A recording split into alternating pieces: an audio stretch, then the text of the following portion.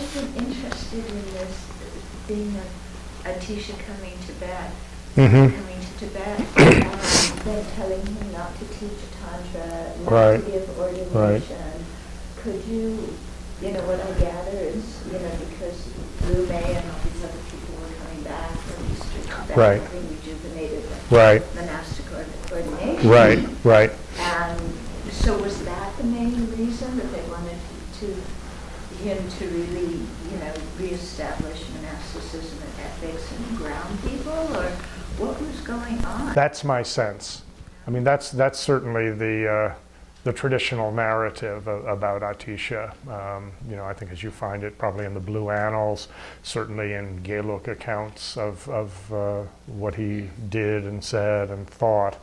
I think that more than anything else, there had been this issue of the abuse of Tantra. I talked a little bit most of you were in the discussion group, about this practice of Jordrol, which is sort of the extreme example of the misunderstanding of Tantra.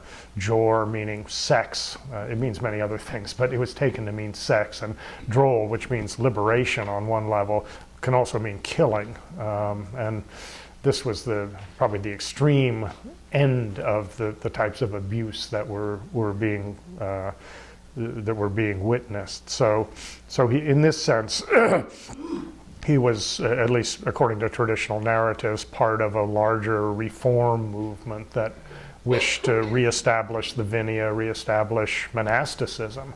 Because again, it had largely disappeared from central Tibet after 845, 846, with the assassination of Lam Dharma and the collapse of the Tibetan Empire, which had been supporting monasticism. I don't know if you recall the history or have heard the history, but the third of the three great Dharma kings, Rinpoche, who was assassinated, if not by Lang Dharma directly, by Lang Dharma's henchmen. Rinpoche had alienated large segments of the nobility who themselves were somewhat partial to Bön, what we now call Bön anyway. And one of the things he had done that most alienated these parts of the nobility was to tax them for support of the monasteries.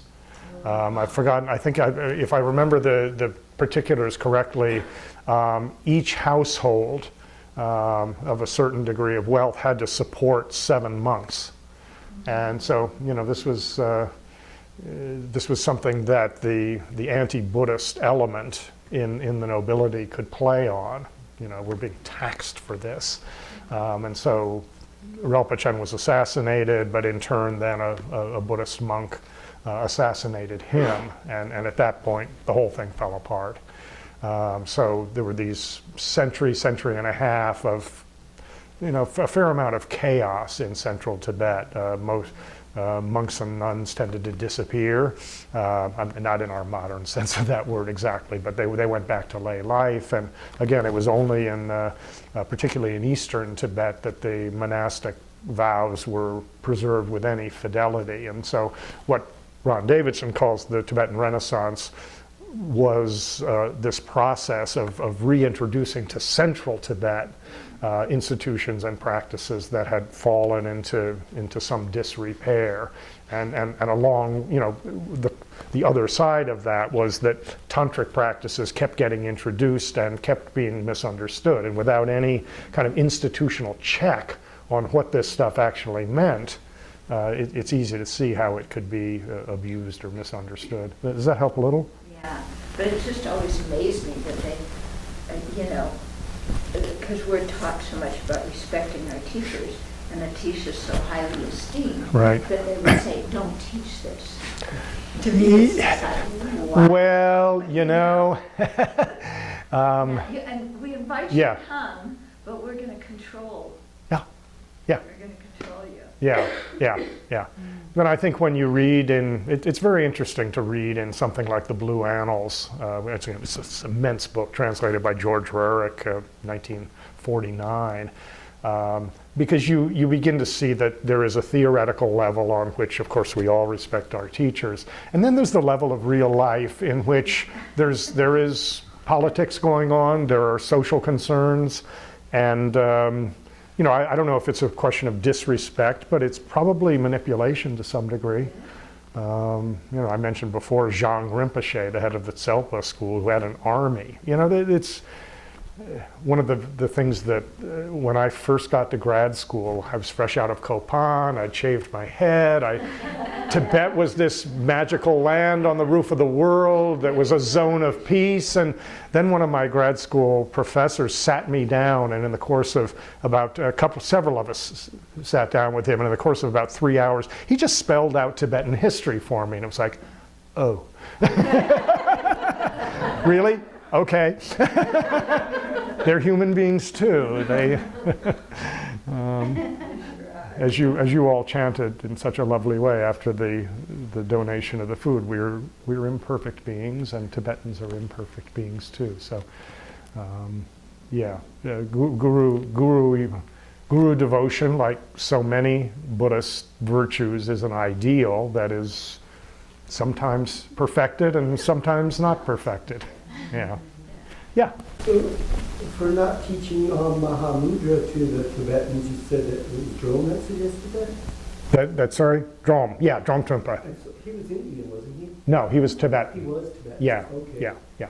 Yeah. He was. I mean, most of the great lineages that came up during the Tibetan Renaissance, in particular the Sakya, the Kagyu, the Kadam, and I must have forgotten somebody. Well, yeah, but that's a slightly trickier case because they look back. But anyway, in all those cases, you had a Tibetan or multiple Tibetans who went to India, studied with a teacher, came back, and of course, in the case of Atisha came to Tibet, and Drome Trungpa was sort of his lead disciple. But again, it was Drome Trungpa who kind of institutionalized things, just as in the case of the Sakya. Drokmi Lotsawa went to India, studied with the Siddha Virupa, supposedly, brought back all these teachings, and helped to found the Sakya, and so it goes.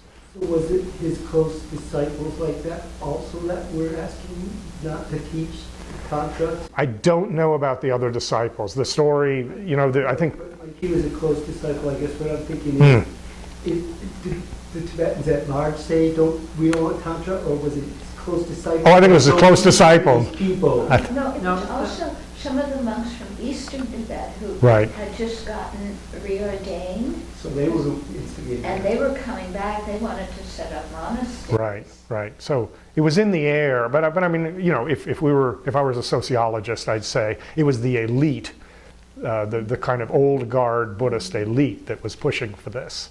I don't know what the people thought.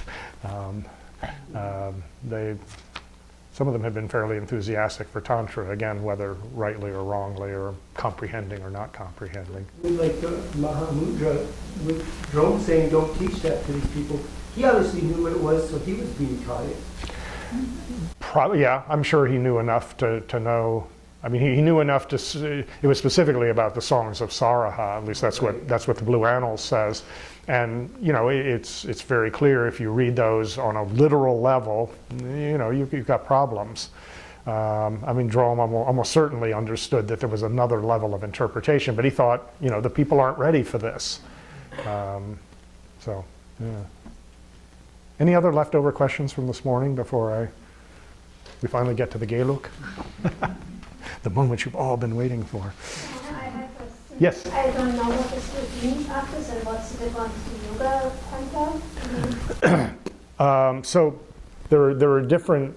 This starts probably very late in the Indian tradition, but mostly among Tibetans of the 10th, 11th, 12th centuries. There's different ways of organizing the Indian Tantra. So the scheme that most people in the Geluk tradition are familiar with, which is also accepted basically by the Kagyupas and the Sakyapas, the Tibetan Renaissance schools, the new translation schools, is there's 4 levels of Tantra, 4 sets of Tantra, as De is sometimes translated. So there's action Tantra, there's performance Tantra, Charya, a term we were talking about in the discussion group in a slightly different context, Yoga Tantra, and then unexcelled Yoga Tantra. Unexcelled Yoga Tantra in turn then being divided into Mother Tantra and Father Tantra. Some admit a third category, a non-dual Tantra, but that's not accepted by the Geluk. And the Mother Tantra being primarily about the generation of clear light awareness and great bliss. It's slightly more wisdom-oriented, if you will, and although when you get to Tantra, these things tend to blend or get not so easy to distinguish. And the Father Tantra is having to do with illusory body and so forth. That's the standard explanation that you'll hear anyway. So there are other schemes. The Nyingmapa have their own scheme, and sort of historians of Buddhism have their own schemes. People tend, because tantras like the Guhya Samaja and the Chakra Samvara, which are respectively father and mother, tend to get blended together, because that was part of what the Tibetans were doing, was sort of showing the unity of these two different approaches to Tantra. But historically and in other ways, there's some fairly some clear distinctions between them, and as a result of that, they tend to talk about them as separate Tantra classes. One of them, the Mahayoga, and this is probably the older term. In fact, I mean, father-mother is probably a Tibetan development, just the way Prasangika and Svatantrika is a Tibetan invention. Nobody in India talked about those terms at all. So by the same token, what Gelugpas will call mother tantras are probably better referred to and were referred to earlier on as yogini tantras. So, yeah. Okay. So we come at last to the Gelug. So I'm going to use as a kind of basis for discussion here, and again, I'm not going to go into extreme length on this, because we want to get to the text. I didn't promise particularly that we would get through all of the text, but we want to at least look at the text. You've all studied with teachers long enough to know, you're going to get a teaching on X, and maybe it lasts 3 years, maybe they whiz through it in 15 minutes. You never know.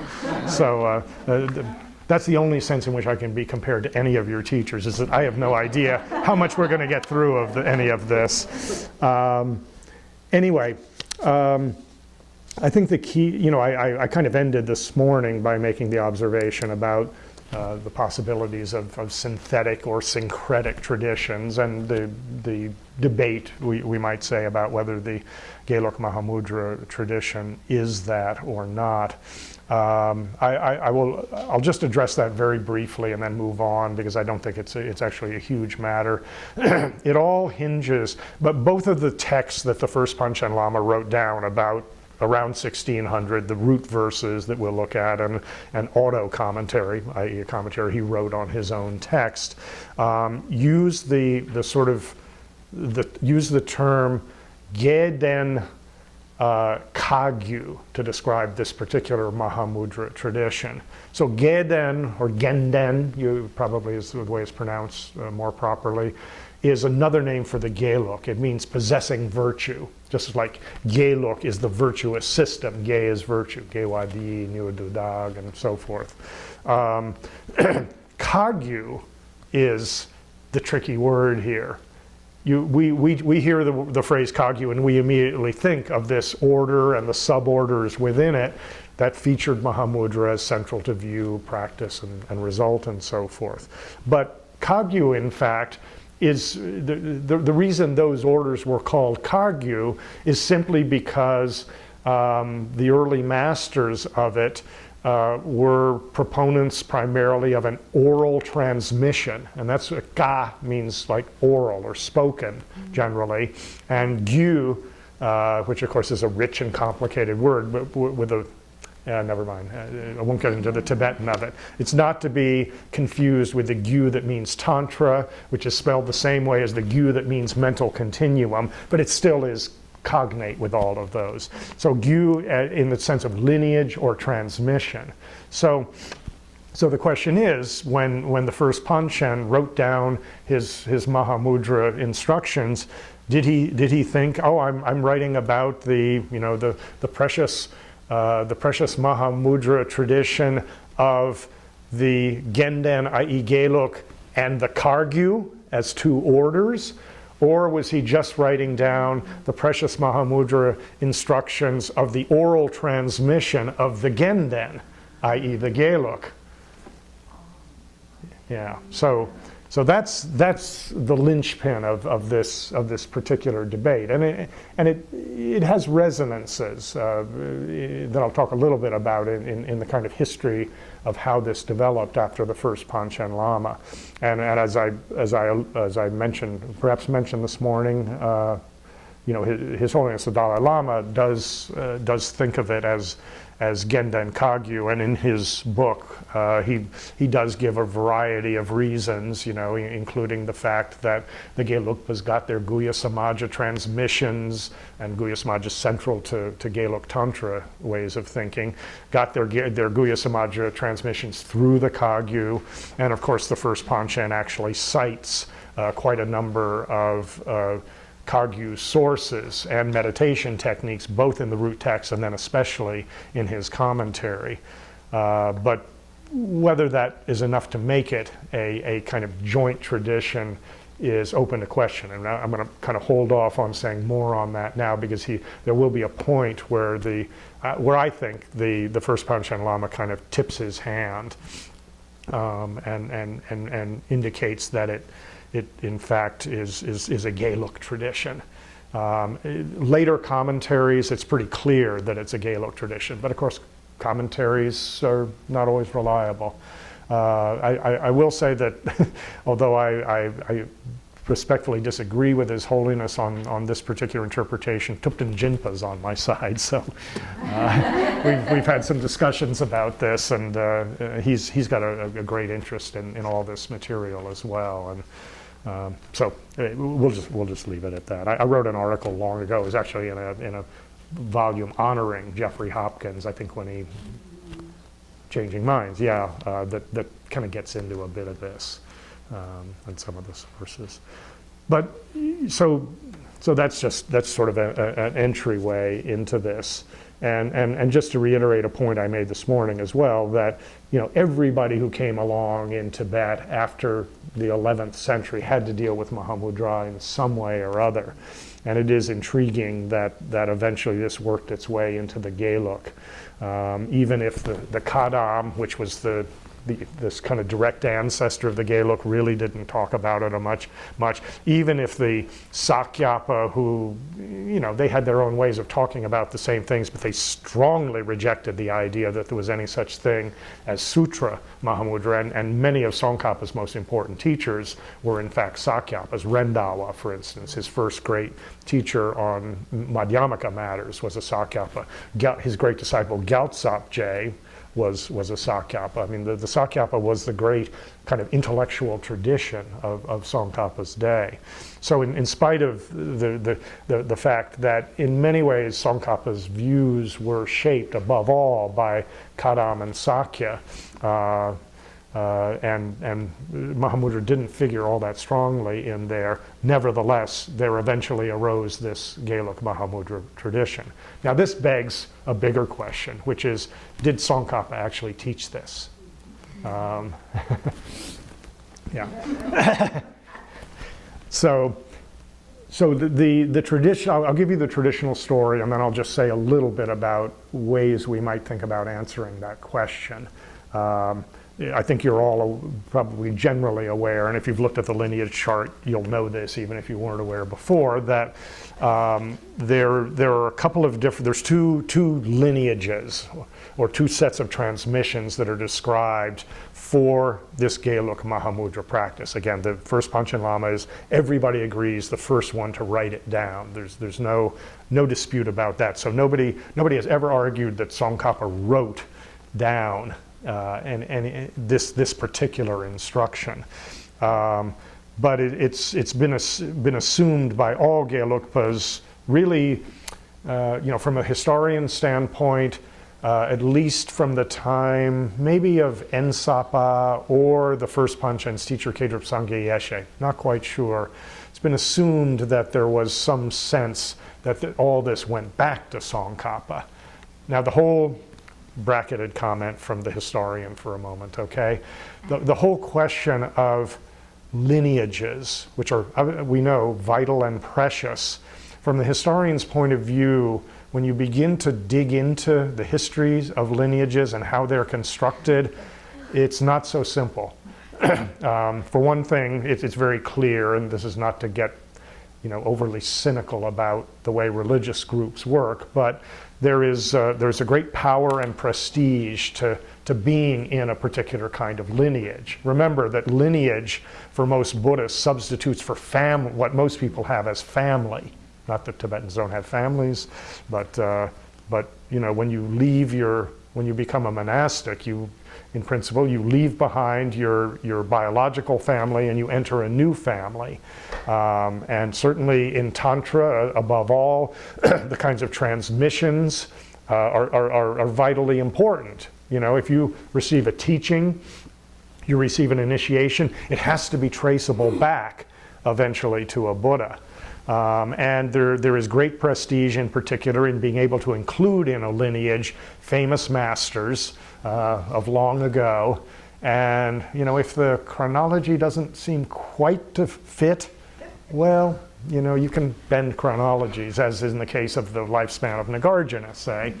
And again, I'm not trying to be cynical here. I'm only saying that scholars of Tibetan religious history and institutional history have observed that most lineages turn up considerably later than the events and people that they're describing. So this may be the case as well for the historically speaking, for the Geluk, the oral transmission, the hearing transmission, of which the Mahamudra teaching is a part. Again, as was noted quite rightly this morning, the fact that we don't find evidence doesn't mean A, that we haven't found the evidence yet, or B, that there may not be other sources, particularly when we're talking about an oral transmission, that we'll never be able to find. So I'm not trying to poo-poo the whole idea by any means, just to give you a feel from the scholarly side about how these matters are considered nowadays. And it's the same with Zen lineages. There's been a great deal of discussion of the ways in which the famous Zen lineages were constructed, not even in Tang Dynasty China, but in the Song Dynasty, much, much later. And many of the stories were developed much, much later too. So they're not, if you're thinking about them historically, you have to be very careful. All that being said, there is this notion of two lineages, and this is a very common way of talking about lineage. There's a kind of long or distant lineage that kind of tracks its way through Indian and then Tibetan Buddhism, and then there's a near or direct lineage that allows for Tsongkhapa having a direct contact, in this case with Manjushri or Manju Gosha, which is really the more proper translation of the name that usually appears in these texts. And I won't say much about the distant lineage, really, because we've talked about some of these figures this morning, and it's getting us back into the Indian history, and this is yet another iteration of these various kinds of Mahamudra lineages. The Kagyupas have various versions of this, and others as well. But just to look at it very quickly, it starts, of course, with a Buddha figure, in this case Vajradhara, who's closely associated with the Tantras, who passes it on then to Vajrapani. This is not an uncommon thing, who then passes it on to Saraha. And we've seen this morning that Saraha is, for almost all Mahamudra lineages, the fountainhead, the original human source of all of this. And Saraha, as I mentioned in passing this morning, had among his disciples this mountain hermit named Shavaripa and the great Nagarjuna. And that's because we have some certainty, general certainty about the philosopher Nagarjuna's dates. Some people have said, well, Saraha must have lived in this 1st or 2nd century of the Common Era. But of course, this is problematic because there's, again, from the historian's point of view, there are multiple Nagarjunas. The Nagarjuna who wrote, for instance, the Panchakrama, the great treatise on the 5 stages of the completion stage of the Guhya Samaja Tantra, which is clearly a text that appeared in the 9th, say the 8th or 9th century, presumably is not the same as the philosopher who lived in the 2nd century. And if in fact Saraha was a teacher of Nagarjuna, namely that Nagarjuna, maybe we can place him as in that era. Anyway, it gets very, very confusing with these the single name applying to what may be multiple people. From there. There are figures like Luipa, who's actually wrote, is very important in Chakra Samvara traditions, Darikapa and Dinkapa, I won't say anything about them, the famous Tilopa and Naropa, and then, through another line, Maitripa, who received many of his revelations about Mahamudra through visions from Shavaripa, who had presumably died generations before, but he had visions of Shavaripa, and that helped him in writing his great works on Mahamudra, those 25 texts on inattention that I mentioned. And both Naropa and Maitripa are said to have been teachers of Marpa. Again, historians will throw some doubt on the Naropa part of this occasionally, but the tradition tells us that Marpa studied with both of them. And in fact, in a famous song of Marpa's, he says that, I went to the banks of the eastern river, the Ganges, and I met there the great master Maitripa, and he showed me the true nature of my mind, and it sort of, to put it very colloquially, blew my mind. I actually understood reality. So it's a kind of a first-person report, if we trust it as first person, of somebody's experience of Mahamudra. Marpa, of course, passed it on to Milarepa, Milarepa to Gampopa, Gampopa to a number of his disciples. We mentioned that this morning, including Pakmodrupa. Pakmodrupa, in turn, was the teacher of Drigung Jigten Sumgun, and I mentioned that the Drigung sub-school of Kagyu focuses a great deal on this gradual 5-fold Mahamudra. And presumably, my broken lines here indicate passage of time, right? So you get, Drigung Jigten Sumgun dies in 1217, and then essentially 150 years later, you have this teacher of Tsongkhapas, a Drigung Kagyu by the name of Chenga Chuki Gelpo, and he was one of the first teachers that Tsongkhapa met when, in his late teens, Tsongkhapa traveled to central Tibet. He spent quite a bit of time at Drigung on his first arrival there. And it's mentioned in very early biographies of Tsongkhapa, including the famous one by Kedrukje, that Tsongkhapa learned Mahamudra from this Drigung master. It doesn't specify that it's the 5-fold, but we could assume that might have been the case. And at the same time, and this is something that His Holiness the Dalai Lama has contributed to this kind of historical narrative, because Tsongkhapa did spend time at other Kagyu institutions. He went to Pakmodru, but by the time he got to Pakmodru, he was becoming a teacher in his own right, and he taught the Pakdru abbot there himself. But he did pick up some other teachings about, particular things that Marpa and Milarepa had talked about. So he received quite a number of teachings here. There's this other fascinating figure in the life of Tsongkhapa, and if you know his life well, you certainly will have heard of Lama Umapa. Tsongkhapa had been studying through the, fair to say, the the 1380s and into the 1390s, primarily with this great Sakyapa master Rendawa, and particularly for purposes of understanding Madhyamaka, Rendawa was his original teacher. But there was a point, probably somewhere in the early 1390s, and this is around the same time that Tsongkhapa begins to go on these extended retreats to southern Tibet. And Olka is the region in which I would so love to make a pilgrimage there, but apparently have you been there? Yeah, I have friends who tried to go a couple of years ago, and apparently there's military and other reasons why they're keeping people away right now, or maybe they're mining, I don't know what it is. Anyway, around this time, it would be much too strong to call it a break, but there was a kind of a parting of the ways for the time being between Rendawa and Tsongkhapa. Some sources say that Rendawa was unhappy that Tsongkhapa was taking an increasing interest in Tantra, and others say, and this is the more common narrative, that Tsongkhapa was becoming somewhat dissatisfied with the version of Madhyamaka that he was learning from Rendawa. That it had perhaps some subtle flaws in the way it conceived of the negation that emptiness is. Perhaps there were some subtle Svatantrika views creeping in there. Be that as it may, it was sometime around this point that Tsongkhapa met this shepherd by the name of Umapa Pao Dorje.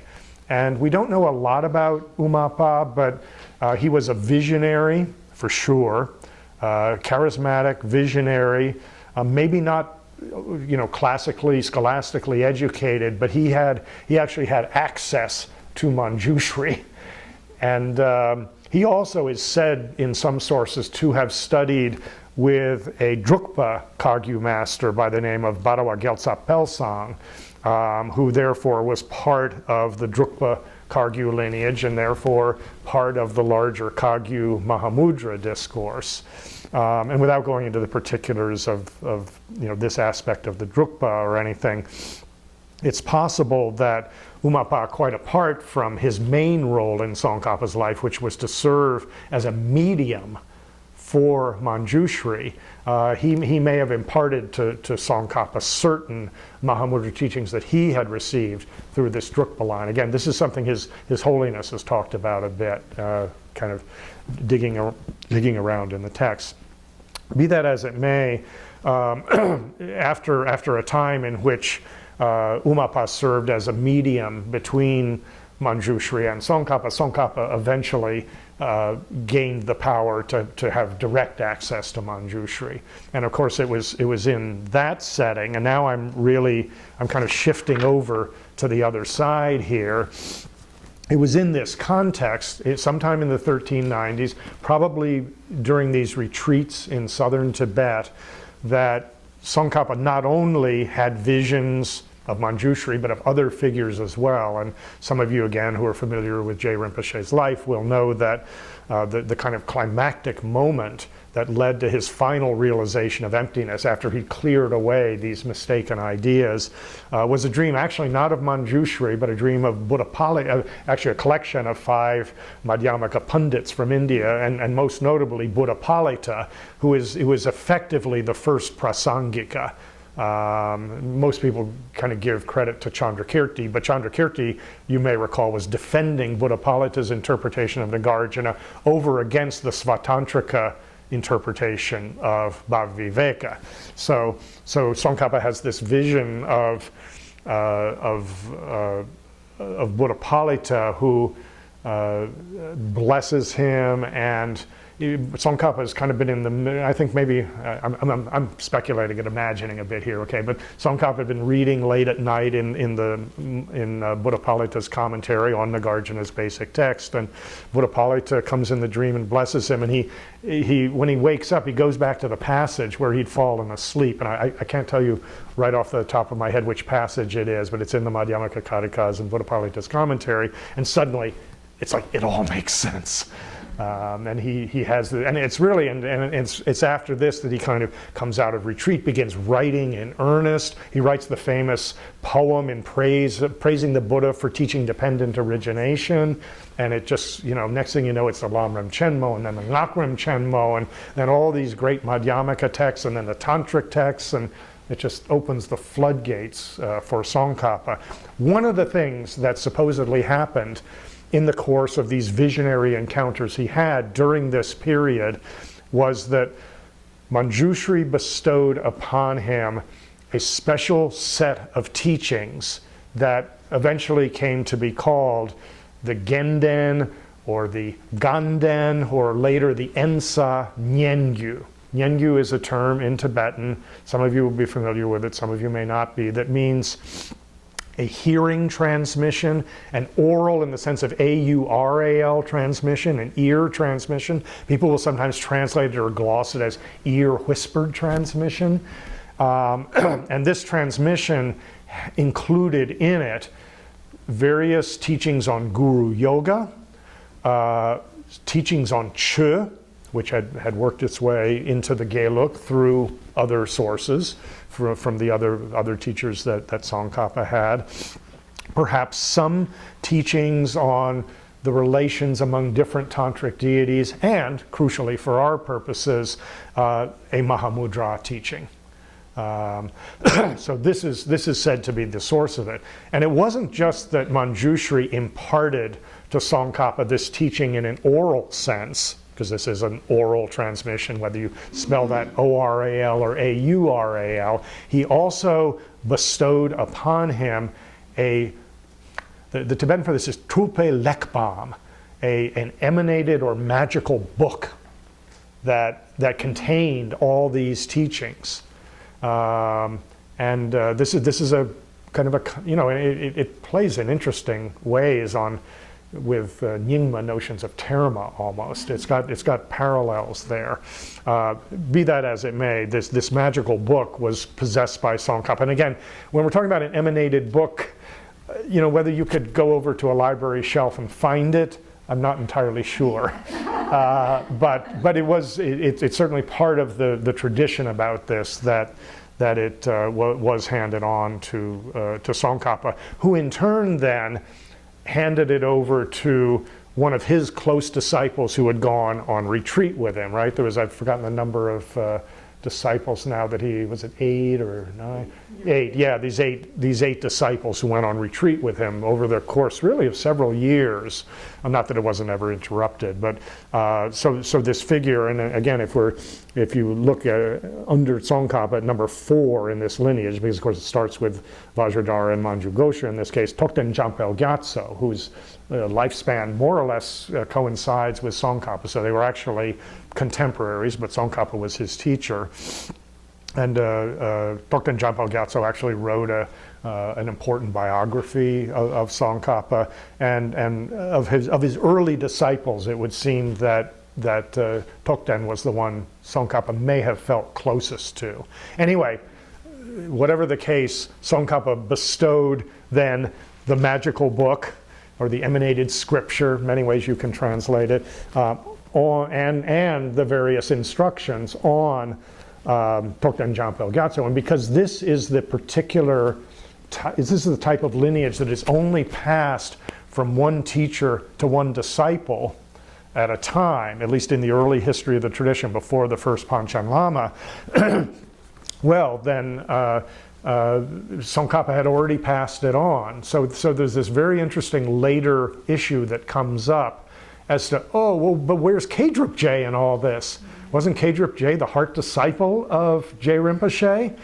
And there's an amazing new book, the historian speaking here, by Elijah Ari. I don't know how many of you know him or know of him. He's a recognized Tulku who was born in Montreal.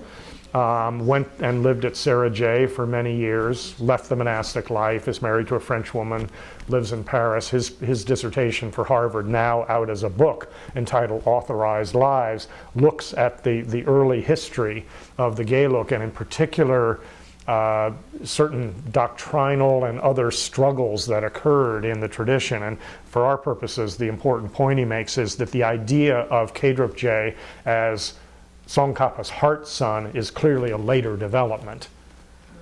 Yeah, I know, shock and awe. You know, again, the historical chronicles just, it's not that Kedrukje was not close to Tsongkhapa, he clearly was, but this notion that he somehow was the uniquely authoritative interpreter of Tsongkhapa's tradition is later, and the development of this has to do with struggles within the various Gelug monasteries over proper interpretation of Madhyamaka, and over, you know, just sort of territory and prestige, to be honest. So it's not as shocking that Kedrukje was left out of this necessarily, but because by the time the first Panchen and others are writing, Kedrukje had become this huge and important figure, it has to be accounted for. And basically they'll say, well, you can only hand this tradition and this text over to one person. He gave it to Tokten Jampo Gyatso. When Kedrukje came along, he taught him everything, but you can only give the scripture once. And that had already been given. So Kedrukje is kind of an honorary or slightly marginal member of this lineage, but he's not, strictly speaking, in the lineage. Now, Tokten Jampo Gyatso in turn passed it on to Baso Chukyi Gensen, who was, in fact, the younger brother of Kedrukje. And Baso was himself, he was obviously a disciple of Tokten Jampo Gyatso and was a formidable figure. I think he may have risen to become Ganden Tripa at some point.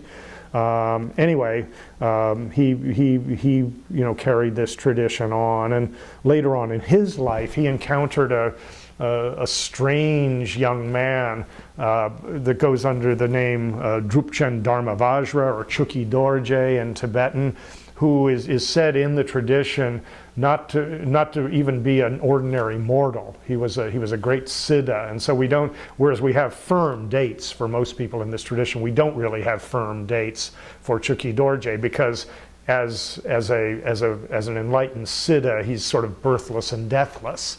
I mean, idiot that I am, I've tried to come up with a rough range of dates, based on when he met X and when X died and when he taught Y and when Y was 25 years old. But that's this is my scholar's delusion at work. Anyway, Dharmavajra himself, whatever his ontological or metaphysical status, was an important figure. He lived as increasingly the people in this lineage did in Tsang, in the sort of west central part of Tibet, in an area, and this is not irrelevant, in an area that in this period was dominated by the Karma Kargyu. So Tashi Lumpo, of course, was the great Gelugpa outpost in Tsang, in Shigatse. But it wasn't until the time of the fifth Dalai Lama, to be honest, that the Gelug became dominant in Tsang, just as they only became dominant in Kham in southeastern Tibet at that same time, with the able and perhaps somewhat brutal assistance of Mongol armies. We can leave that aside for the moment.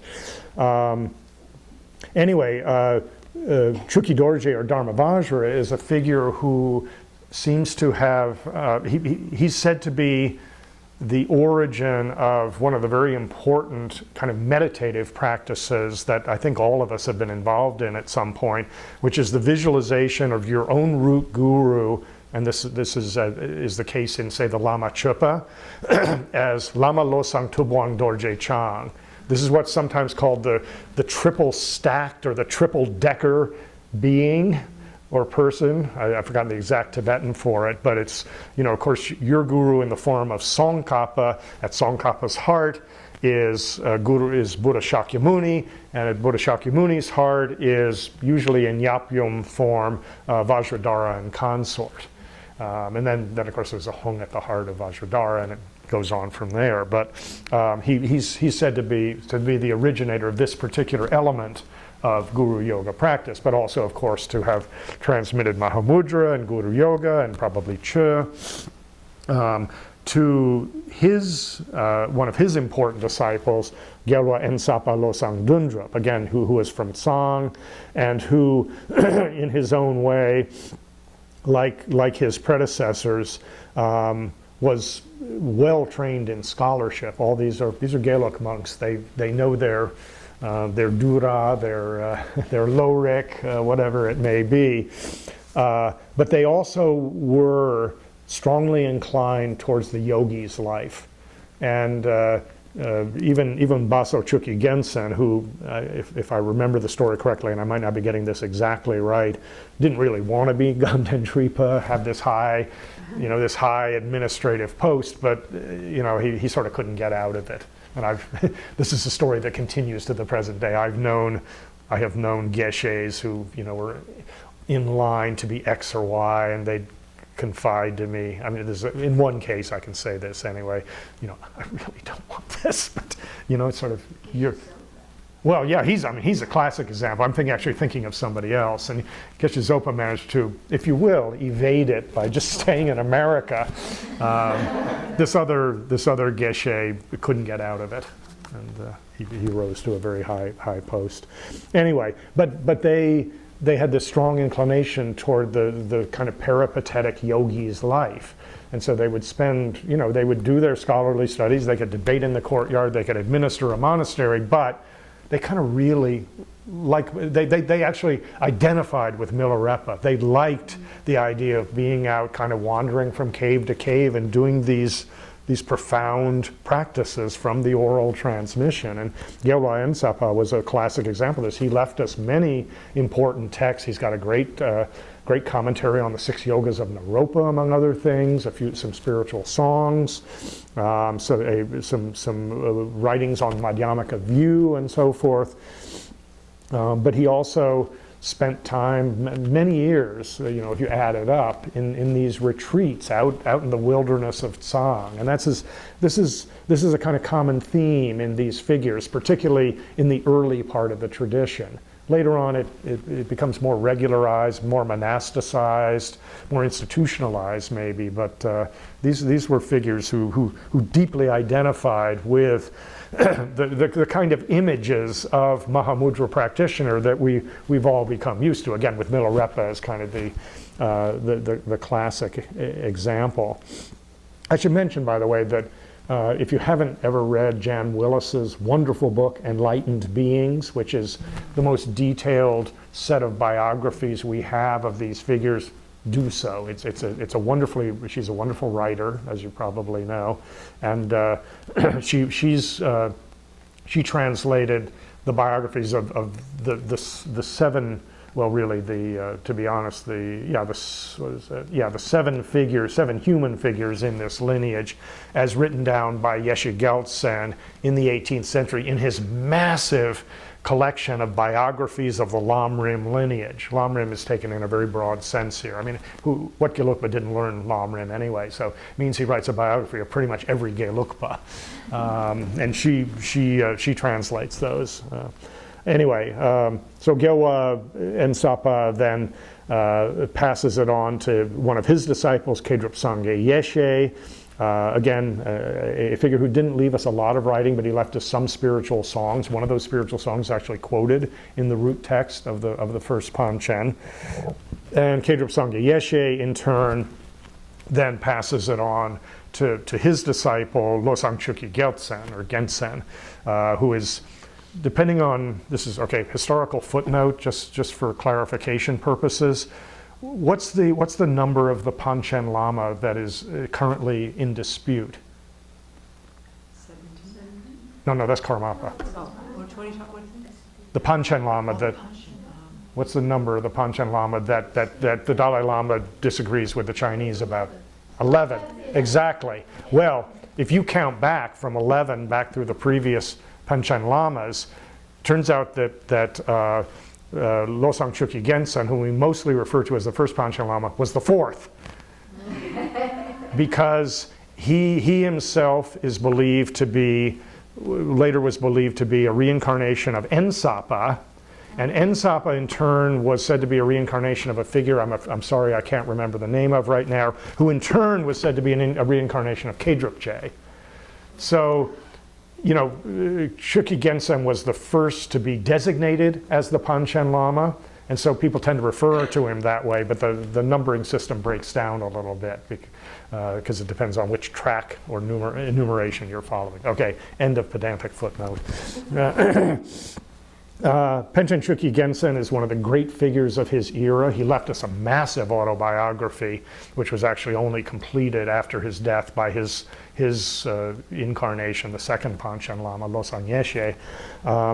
But he was, among other things, the tutor of both the fourth and the fifth Dalai Lamas. He was as well a great diplomat, brought Tashi Lunpo to kind of, you know, again, this institution in Sang to new heights of glory, and, you know, left behind a great volume of important works on all sorts of matters. He composed his own commentary on the six yogas of Naropa. He wrote texts on kind of dialectics and logic, on Madhyamaka. He wrote an important text that was translated by Ken Lieberman. It came out just recently. It said like it's a dialogue between self-grasping and wisdom, a very kind of colorful and playful way of talking about these issues, of these Madhyamaka issues. He wrote a text, not the first one, but a text that lays out the previous lineage of which he sees himself as part. Interestingly, he does not specifically say this is a Mahamudra lineage. He does talk about it as being this oral transmission. He never specifies Mahamudra, but we'll leave that aside. He also, more importantly for our purposes, is the author of the Guru of Lama Chöpa, which of course is, I think one could argue, the central liturgy of the entire Gelug school. And he's the author of these two Mahamudra texts, the root verses, Highway of the Conquerors, the Gelwe Zhongnam is the short Tibetan title of it, and then the Yangsel Drunme. The Yangsel's hard to translate. It can mean re-illuminating, it can mean very clear, you can mean very bright. It's actually I translate it for fun these days anyway, is lamp so bright, which is a commentary on those root verses. And so he was the one who made it public. You know, and this brings us back then to this question, which I won't go into great length on, about whether Tsongkhapa not only did, everybody agrees Tsongkhapa did not write this tradition down. He didn't say, here's the practice manual based on this magical book that I've got in my shelf over here. But the question is, did he teach it? You know, of course, the traditional account is, of course he did. He taught it to Jampel Gyatso, and then he taught most of it to Kedrupje later on. And you know, we have, again, the kind of silence that results from assertions about an oral tradition. If you look at Tsongkhapa's writings, Mahamudra comes up plenty, but it never turns up as a specific instruction. Most of his references to Mahamudra are in a tantric context. Most of them are found in either his commentaries on, say, his famous commentary on Chakrasamvara, or in his stages of the tantric path, particularly as it relates to the highest yoga tantra. He certainly makes no indication anywhere in any significant way about Mahamudra as a sutra level practice. He does give something almost close to an instruction in his commentary on the six yogas of Naropa, which Glenn Mullen has very helpfully and I think accurately translated. So there's a little bit of a hint of something there. And just one last point. There is a famous text by Tsongkhapa called the Drua Laksam Rabkar. It means something like queries from a pure heart, I think is the way Thupten Jinpa translates this, and it's such an interesting text. Not everybody agrees that Tsongkhapa even wrote it. But most of the tradition treats it as if he did. And this is basically, it's a set of very polemical questions directed at the Gomchen, the great meditators. And when you see that term, it usually is intended ironically. The great meditators of Tibet, and specifically, these are Mahamudra meditators. And he poses various questions about their view and practice, suggesting that their practice is edging over towards the Hashang, blank wall approach to meditation, and that their views are edging towards maybe some kind of Zhentong heresy. Some people have suggested he wrote this text because he had been to a Kargyupa Mahamudra retreat and was extremely disappointed. But that's a later speculation by somebody, actually, I think from outside the Gelug school, who was trying to defend the Kagyu against these supposed attacks from Tsongkhapa. So, this is another interesting little bit of evidence about Tsongkhapa vis-a-vis Mahamudra. But, you have to consider that Tsongkhapa wrote a great deal on Madhyamaka, and to the degree that Mahamudra is this elastic term that sometimes can be quite specific, but also can be quite general, sometimes simply being synonymous with Madhyamaka. And if you take the mind as an object of meditation and try to understand the emptiness of the mind, to the degree that Tsongkhapa talked about that here or there, well, you got something like a discourse on Mahamudra, but you don't see the specific instruction of the sort that the first Panchen Lama laid out. There's nothing in what the first Panchen says that is unharmonious with what Tsongkhapa wrote, but the direct line is pretty hard to find. You don't find it, incidentally, in any of the other figures in that direct lineage. And you in fact sometimes find more discussion of Mahamudra in other lineages. I mean, there's this whole other side here I haven't talked about, paralleling the oral transmission, the first Dalai Lama, Kedrup Norsang Gyatso, second Dalai Lama, Panchen Sunam Drakpa, one of the great scholars of Gelug early history, third Dalai Lama, Kunten Peljor Lundrup. I'll say just two things about the ones that are in small caps there, because these are both figures who, before, or at least in the case of Kunten Peljor Lundrup, maybe around the same time as the first Panchen Lama, actually were Gelugpas who wrote about Mahamudra. The text that, and this is, I've translated this for my, I hope, upcoming book. I should live so long, but Kedrup Norsang Gyatso, who was a tutor of the second Dalai Lama, and again, a very great scholastic figure. He's the one whose Kalachakra commentary was the first volume, translated by Gavin Kilty, was the first volume issued in Thupten Jinpa's series, this Ornament of Stainless Light, I think it is. Anyway, he has a text, the title of which, when you look in his Sungbom, in his collection of Tibetan writings, has the title of, again, I'm paraphrasing slightly here, but this is close, the lamp illuminating Mahamudra that shows that the Gelug and the Kagyu have a single intention. Yeah. Well, this is what? Kedrup Norsang Gyatso. And but you open the text thinking, oh my God, this is it. This is what I've been looking for. Some really early text that lays this out. It's Tsongkhapa's maybe quoted once, and it's all about Kagyu Mahamudra, and it mostly talks in terms of sort of immediate experience versus gradual paths. The true nature of mind, very much in a tantric vein. And Tuken, this great later scholar whose work I helped Geshe Zopa with some years back, basically says, I don't think that this title was the original title. I think somebody plastered this on, probably to help explain why this good Gelugpa was writing a text about Kagyu. And it really doesn't do much to establish that Gelug and Kagyu have the single intention at all. The other figure I'll briefly mention, Kunten Peljor Lundrup, was a teacher of the fifth Dalai Lama, as was Losang Chukyi Gensen. So they were more or less contemporaries. He's a slightly older contemporary of the first Panchen. And he wrote this famous text, the name of which escapes me at the moment, that Jose Cabazon translated a few years, and I think it's called Nature of Mind or something like that.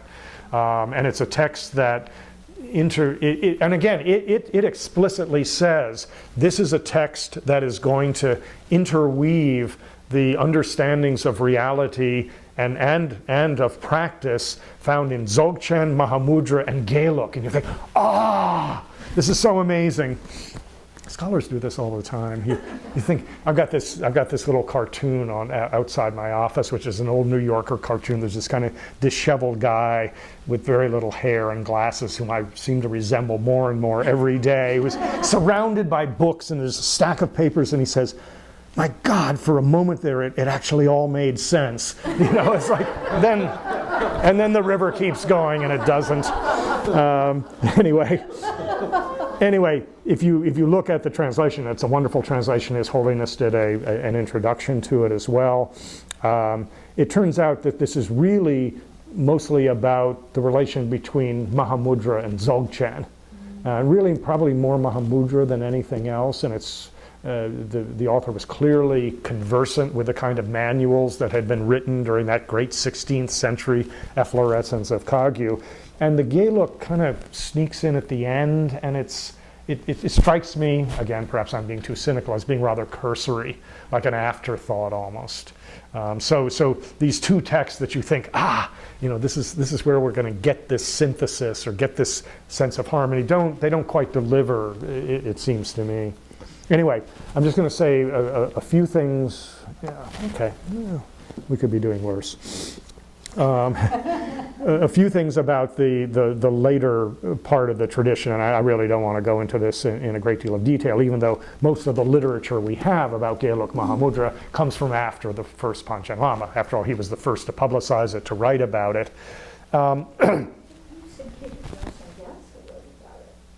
Right, but he didn't write about the Geluk Mahamudra tradition, right? He's only writing about Kagyu Mahamudra. He quotes Milarepa and Jigten Sumgung more than he does Tsongkhapa. Another kind of historical footnote here. It's important to understand that we tend to think of the Tibetan orders as these fixed entities. And nowadays, I think it's fair to say they have become that. They became thoroughly institutionalized over the course of time, and granted, we have the Rimé movement, the non-sectarian movement in Eastern Tibet in the 19th century, and that helped particularly to bring Kagyu and Nyingma in some kind of very close association, such that many Kagyu teachers now know both Mahamudra and Dzogchen, and many Nyingma teachers know both as well. But probably from about the 15th century on, when you begin to get these struggles between, really the struggles probably are political originally, but then political struggles sometimes lead to ideological struggles and senses of division. But the actual historical picture in the Tibetan Renaissance and really up through quite a number of centuries is of much greater fluidity. So the fact that Kedrup Norsang Gyatso wrote about Kagyu Mahamudra is not all that surprising. And there's a famous saying, I can't quote it exactly for you, but that, you're advised, in principle, study with many teachers. And, Geshe Zopa was always even, I think he was, I don't know what he made of my kind of strange attraction to the Kagyu, but he always said, go check it out. He even said, go study, go try Zen, if you think that'll satisfy you. Anyway, so just to warn us that these institutional entities that are so relatively well defined now were not that way at the beginning. Remember, Tsongkhapa is in his own way the original Rimépa, right? The original non-sectarian teacher. He studied with everybody. He studied with Nyingmapas, Sakyapas, those few Kadampas he could find, Kargyupas, and even the Jonangpas. And of course, what he did was to forge out of all of this this kind of amazing, complete synthesis. Now there's a synthesis in the true sense, because he built this incredible edifice where every part fits kind of harmoniously with every other part. I mean, some people have likened it to what Thomas Aquinas did in Catholic theology a few centuries earlier, and I think that's a good comparison. The Rimé movement of the 19th century in Eastern Tibet, this non-sectarian movement, is much looser in a way. It didn't harden into, and I don't mean harden in a negative sense, but it didn't end up as this grand edifice. It was simply the attempt to preserve and transmit various teachings that were endangered and to recognize the commonalities that these traditions had among themselves. Anyway, in the period after the first Panchen Lama, you have a kind of division into two major lineages that are geographically based. And one of these, you might say the primary one in certain respects, because this tradition was so strong in Song in the beginning, especially at Tashi Lumpo, you might say that was the main line. And there's no question, because I've seen it in his autobiography, that the fifth Dalai Lama reports having received the Mahamudra teachings from the first Panchen Lama, who was again his tutor. The first Panchen, and this isn't quite so clear from my chart, although if you read the fine print, it is. The fifth Dalai Lama is not actually considered part of this lineage, however.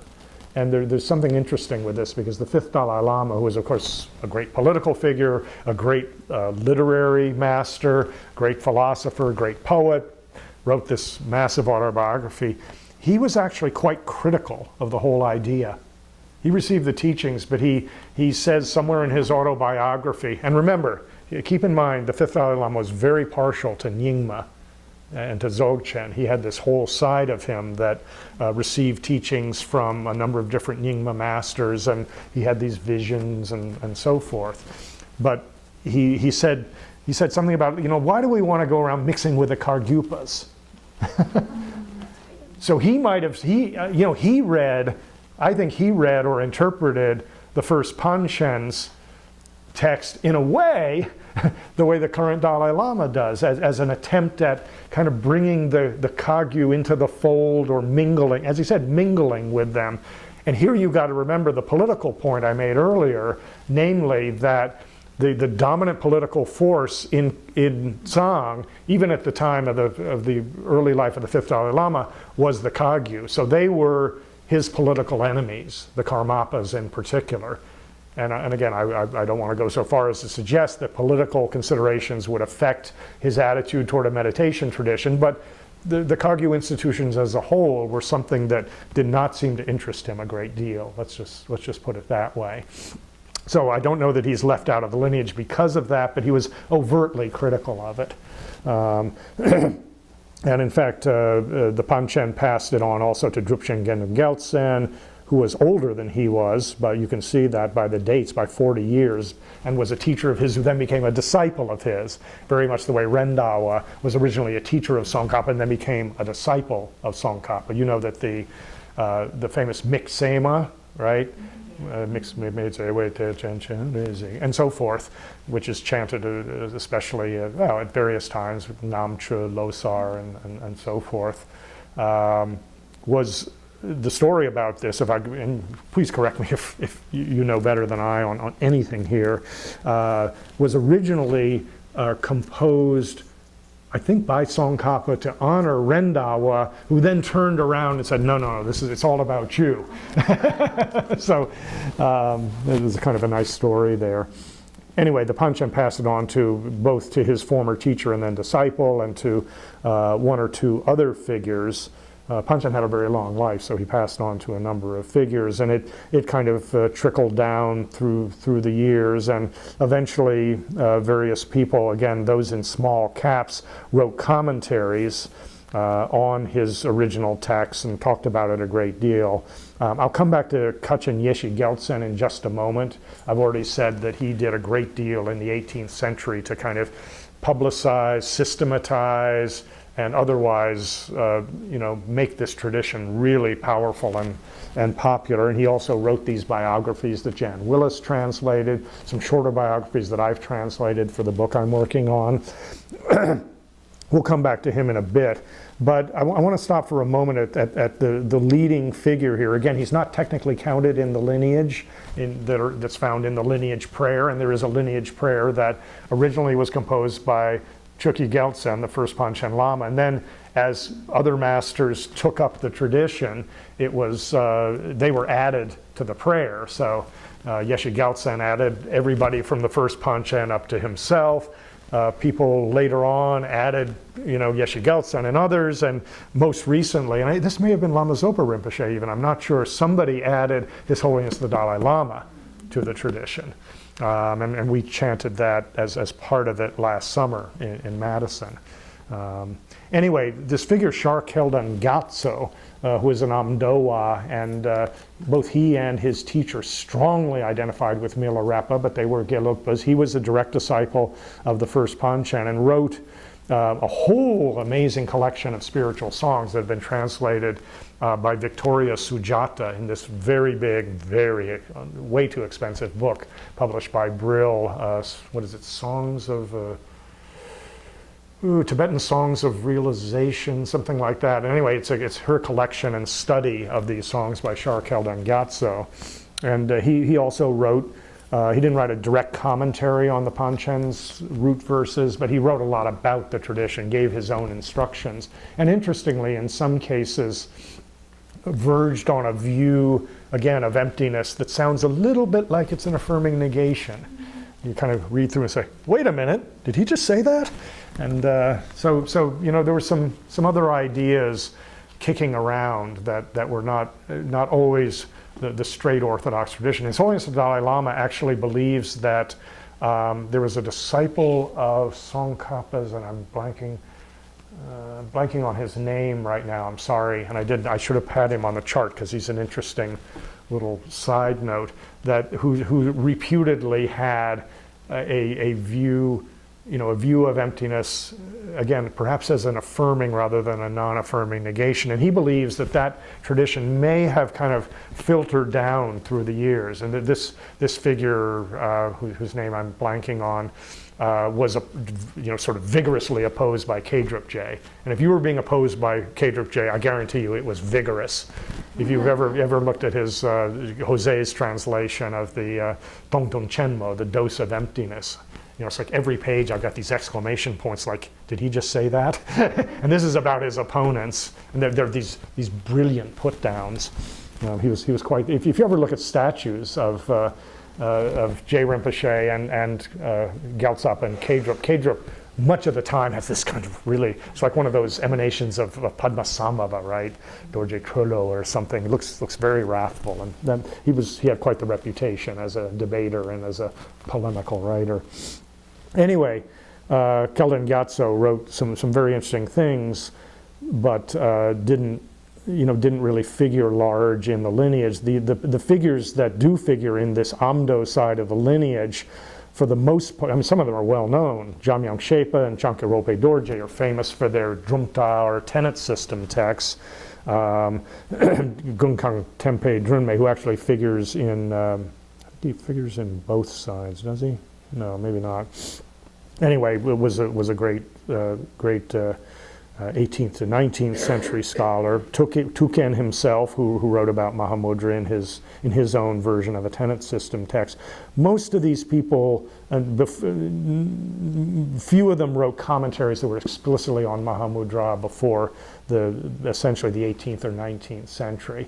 And there's in fact a big gap between the time of Shar Keldan Gyatso, this Amdo-based figure, who was a direct disciple of the first Panchen, and the appearance of any really serious writing about the tradition. I would say that, okay, if Shar Keldan Gyatso died in 1677, I would say that it's another, anywhere from 50 to 75 years before anybody has anything to say about it. So this is where Yeshe Gyaltsen comes in as a really vital figure in revivifying, jump-starting, use whatever image you want, this whole Mahamudra tradition. And he was deeply invested in it, wrote more about it perhaps than everybody else put together. Not quite that, because there's this immense commentary that actually dwarfs almost anything that was written by Guge Losang Tenzin.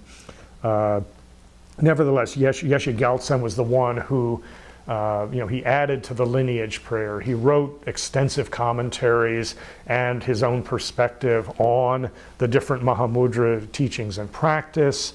He's the one who what I would say is that if there was some question early on about this issue of the Gelug versus Kagyu elements of the tradition, with both the first Panchen Lama himself, quoting extensively from Kagyupas, and Sharkeld and Gyatso doing similarly, what Yeshe Gyaltsen does is he pretty thoroughly Gelugpaizes this tradition.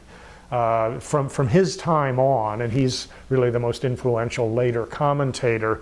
It's not that nobody ever quotes Milarepa again, but it begins to fade into the background a bit, and attempts, these kind of scholastic attempts are made to line up, for instance, the Panchen's rather cursory discussion of aspects of Shine meditation with the traditional 9 mental placements. Right, and this classic list that goes all the way back to Asanga, but that is the central way of talking about shamatha in Gelug tradition. So the commentary that we were reading last summer by Ketsang, who's a fairly late figure in this commentarial tradition, spends a great deal of time in kind of lining up these rather loose constructions that the first Panchen has put on, and showing how yes, you can definitely overlay it with the 9 stages. The Panchen himself says, yeah, you could do that, but he doesn't bother. One of the other important things that Yeshe Gyaltsen did was to unite the Mahamudra practice with the practice of Lama Chöpa. Again, in the first Panchen, it talks about Guru Yoga. It talks about this process of visualizing your Guru coming down into you. You identify with the Guru. You move into Shine, Lagtong from there, and so forth. But it's he who began to integrate all this with the practice of Lama Chöpa. So when Jangse Chögyé Rinpoche taught Mahamudra in Madison last summer, he regarded it, even though the Panchen's text is mostly about Sutra Mahamudra, he wouldn't know, you couldn't take the course if you hadn't had a highest yoga tantra initiation, and that's very unusual for a summer course in Madison. He insisted in the middle of the course of insisted on spending a week going through Lama Chöpa. So nowadays this is almost taken for granted that Lama Chöpa is kind of if not the only context for Mahamudra practice in the Gelug, and it was Yeshe Gyaltsen who really effected this more than anybody else. Yeah. Did he put Lama Chöpa into Mahamudra, or did he put Mahamudra into Lama Chöpa? He put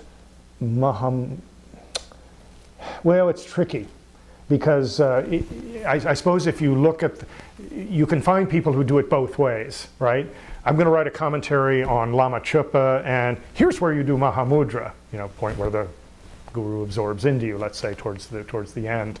But more often, what I've seen, and this is maybe because I've read more, or read over, I've not read every word of every Mahamudra commentary, but I've looked at every one I could find, and typically the pattern is, okay, this is a Mahamudra commentary, and we will insert the practices of Lama Chöpa at this particular point where we're commenting on the root text, so the point where he talks about the importance of Guru Yoga, and suddenly it expands into this whole commentary on Lama Chöpa. And by the same token, I think that more than anybody before him, but not as much as some people after him, Yeshe Gyaltsen also integrated, and this goes back to Gampopa, integrated Lam Rim with the Mahamudra text as well. Now again, the first Panchen has a few verses or lines about the importance of recognizing things like impermanence and perfect human rebirth and whatnot,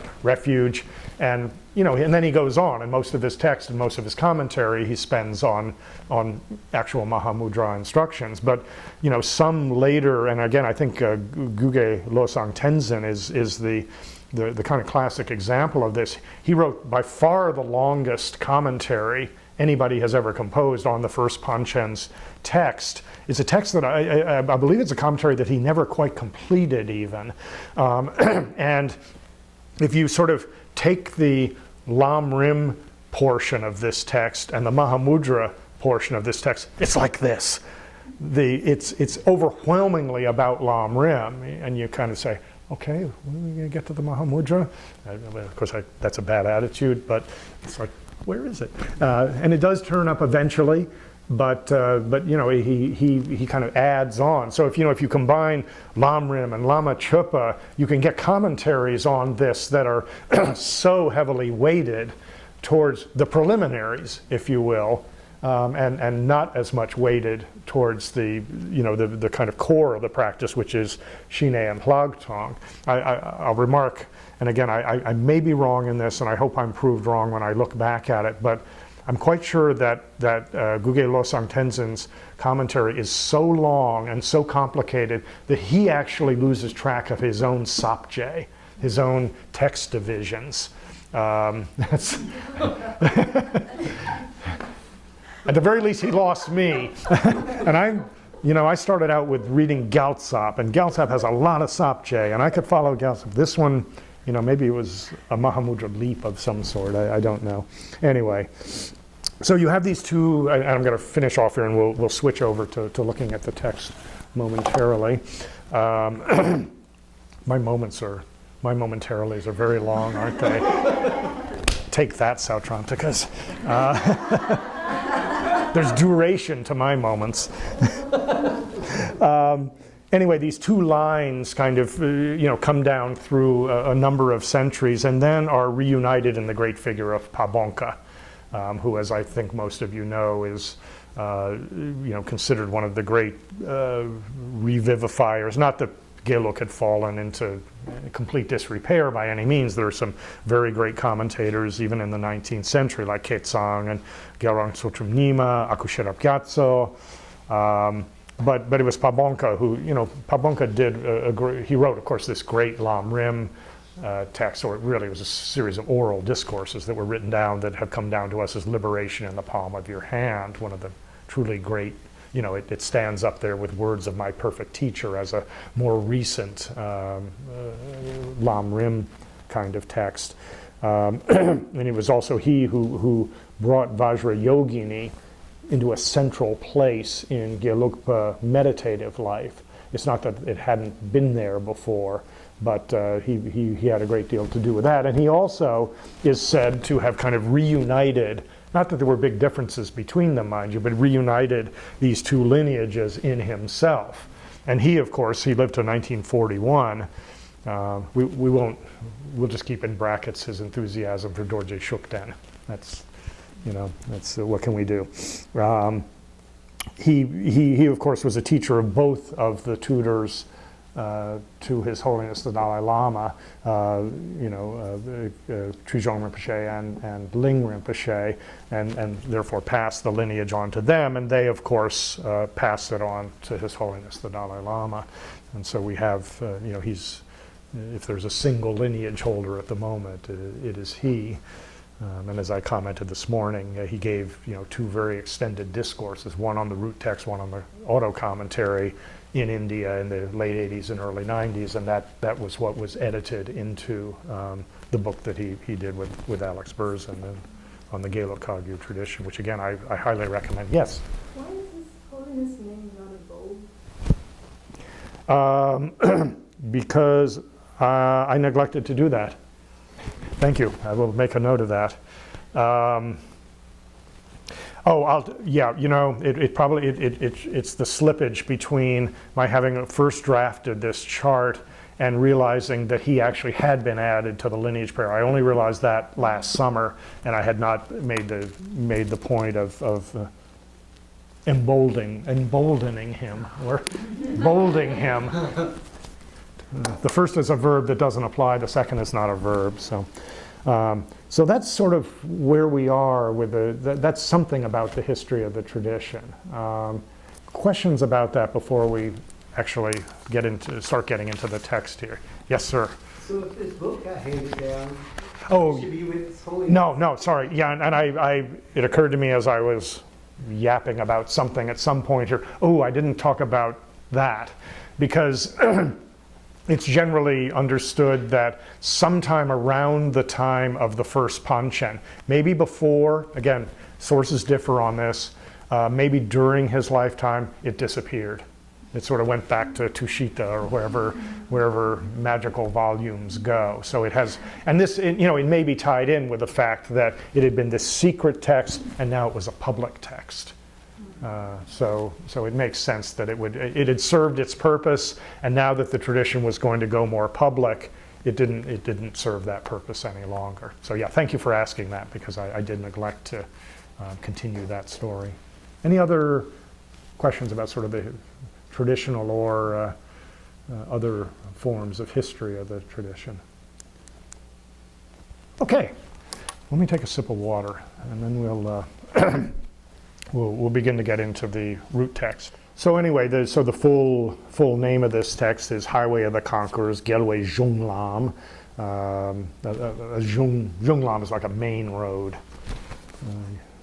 So then the subtitle is Root Verses for the Precious, Geden Oral, and I say oral transmission rather than the precious, Genden Kagyu.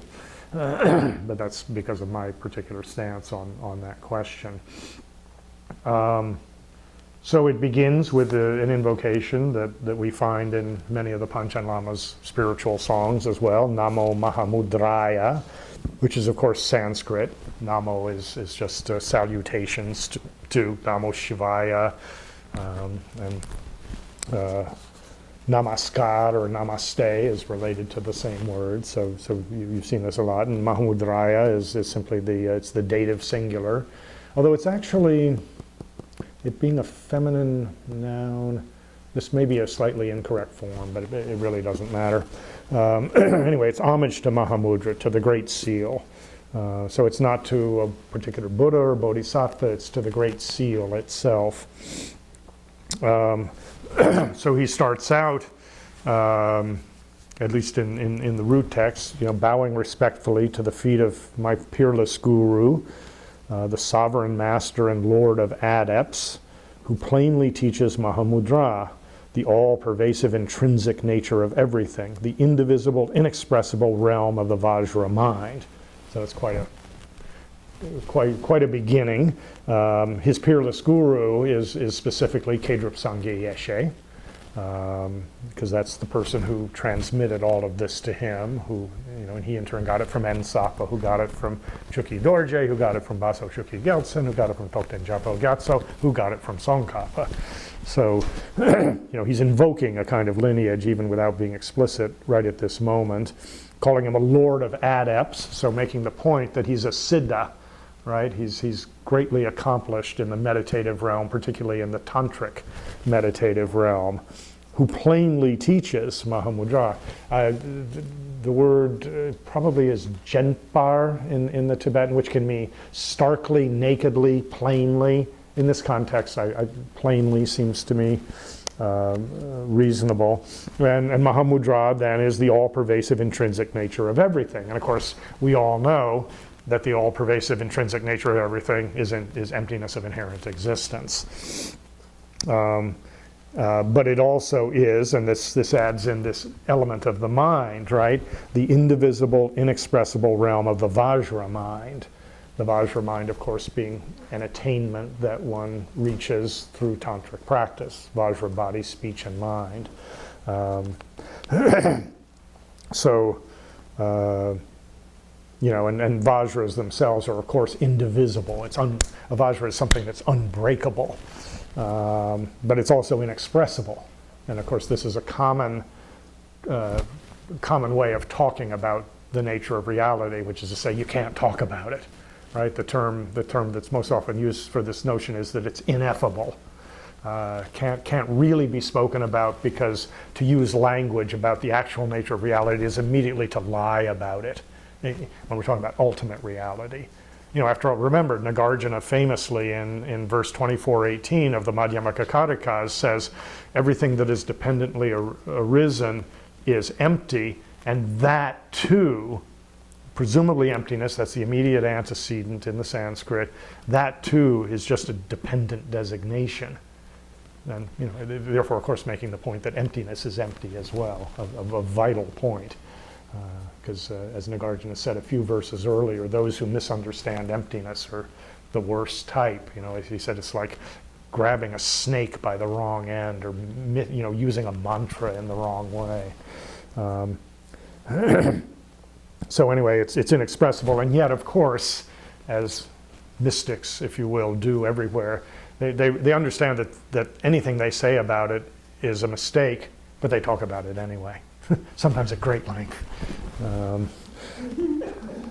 So he goes on to talk about what he's doing. He says, this is kind of the promise to compose. I'm not going to trouble you with the subdivisions that he himself put in, let alone the subdivisions that later commentators inserted. I think in some ways if we just kind of look at the root text, we get the core of what he's doing. If I think that there's something from the commentary to add that's particularly important, I'll do so, but mostly I'm just kind of working with the root text here, again, given limited time as well. So, collecting the elixir of the sea of Sutra and Tantra special instructions, right? Special instructions are mengak, which are, this is a particular class of teachings. There's damngak, there's mengak, and these are usually instructions that are orally transmitted from master to disciple. In the Dzogchen tradition, the most secret and important of all the Dzogchen teachings, how does it go? There's 3 classes. There's the space class, the mind class, and then the secret instruction class. And that's the profoundest of all. So these are highly special, highly important instructions that typically are not even written down. Of course, they do end up being written down, because that's the way things go. So it's and he's making it clear he's drawn this both from Sutra and Tantra, so he's already tipping his hand as to his particular position on Sakya Pandita's critique of the Kargyu for allowing the possibility of Sutra Mahamudra. And he says, so I'll write the instructions of the Mahamudra oral transmission, and this is Kagyu, again, very much in the in the sense that we find that in the title. And again, I think you could read this as Kagyu Mahamudra, but I don't think so. I think he's just using the term in that general sense here. And so it's the instructions of the Mahamudra oral transmission of the supreme adept Dharmavajra or Chukyi Dorje, father and son, or sons. In different commentaries, this could refer either to Dharmavajra or Chukyi Dorje, who is that immortal Siddha, who is part of the lineage, and Gyalwa Ensapa, who is his disciple. And it is true that this lineage sometimes simply gets called the Ensa Nyengyu, the Ensapa's hearing transmission, because Ensapa probably did more to begin to bring it public than anybody had. He didn't talk about Mahamudra explicitly, but he did begin to publicize the notion of the transmission. But it could refer then to Kedrup Sangye Yeshe as well, who's of course the first Panchen's guru. Anyway, whoever we're talking about here, Dharmavajra father and son, or sons, who possessed the Geiden oral transmission and imparted it well. So this is what he's going to write down. So typically, and this is true of almost all practice manuals, maybe all texts you come across. It's kind of a formality to observe that there's kind of the preparation, then there's the actual session, and then there's the dedication, right? Sort of, it's like I tell my students, everybody tells their students if they teach college, you have to have an introduction, a body of the text, and a conclusion. And this more or less runs along those lines. So he says, first, so from among these, he's obviously going to talk about the preparation first, the mundro. He says, first, in order to enter the gateway and erect the supporting pillar of the teaching in general, and the Mahayana in particular, You must exert yourself in going for refuge and arousing awakening mind, not just by lip service or words alone. So you have to sincerely take refuge, sincerely generate bodhicitta. Sangye chudang sogi chognam la, the English of which we recite many times a day for the most part.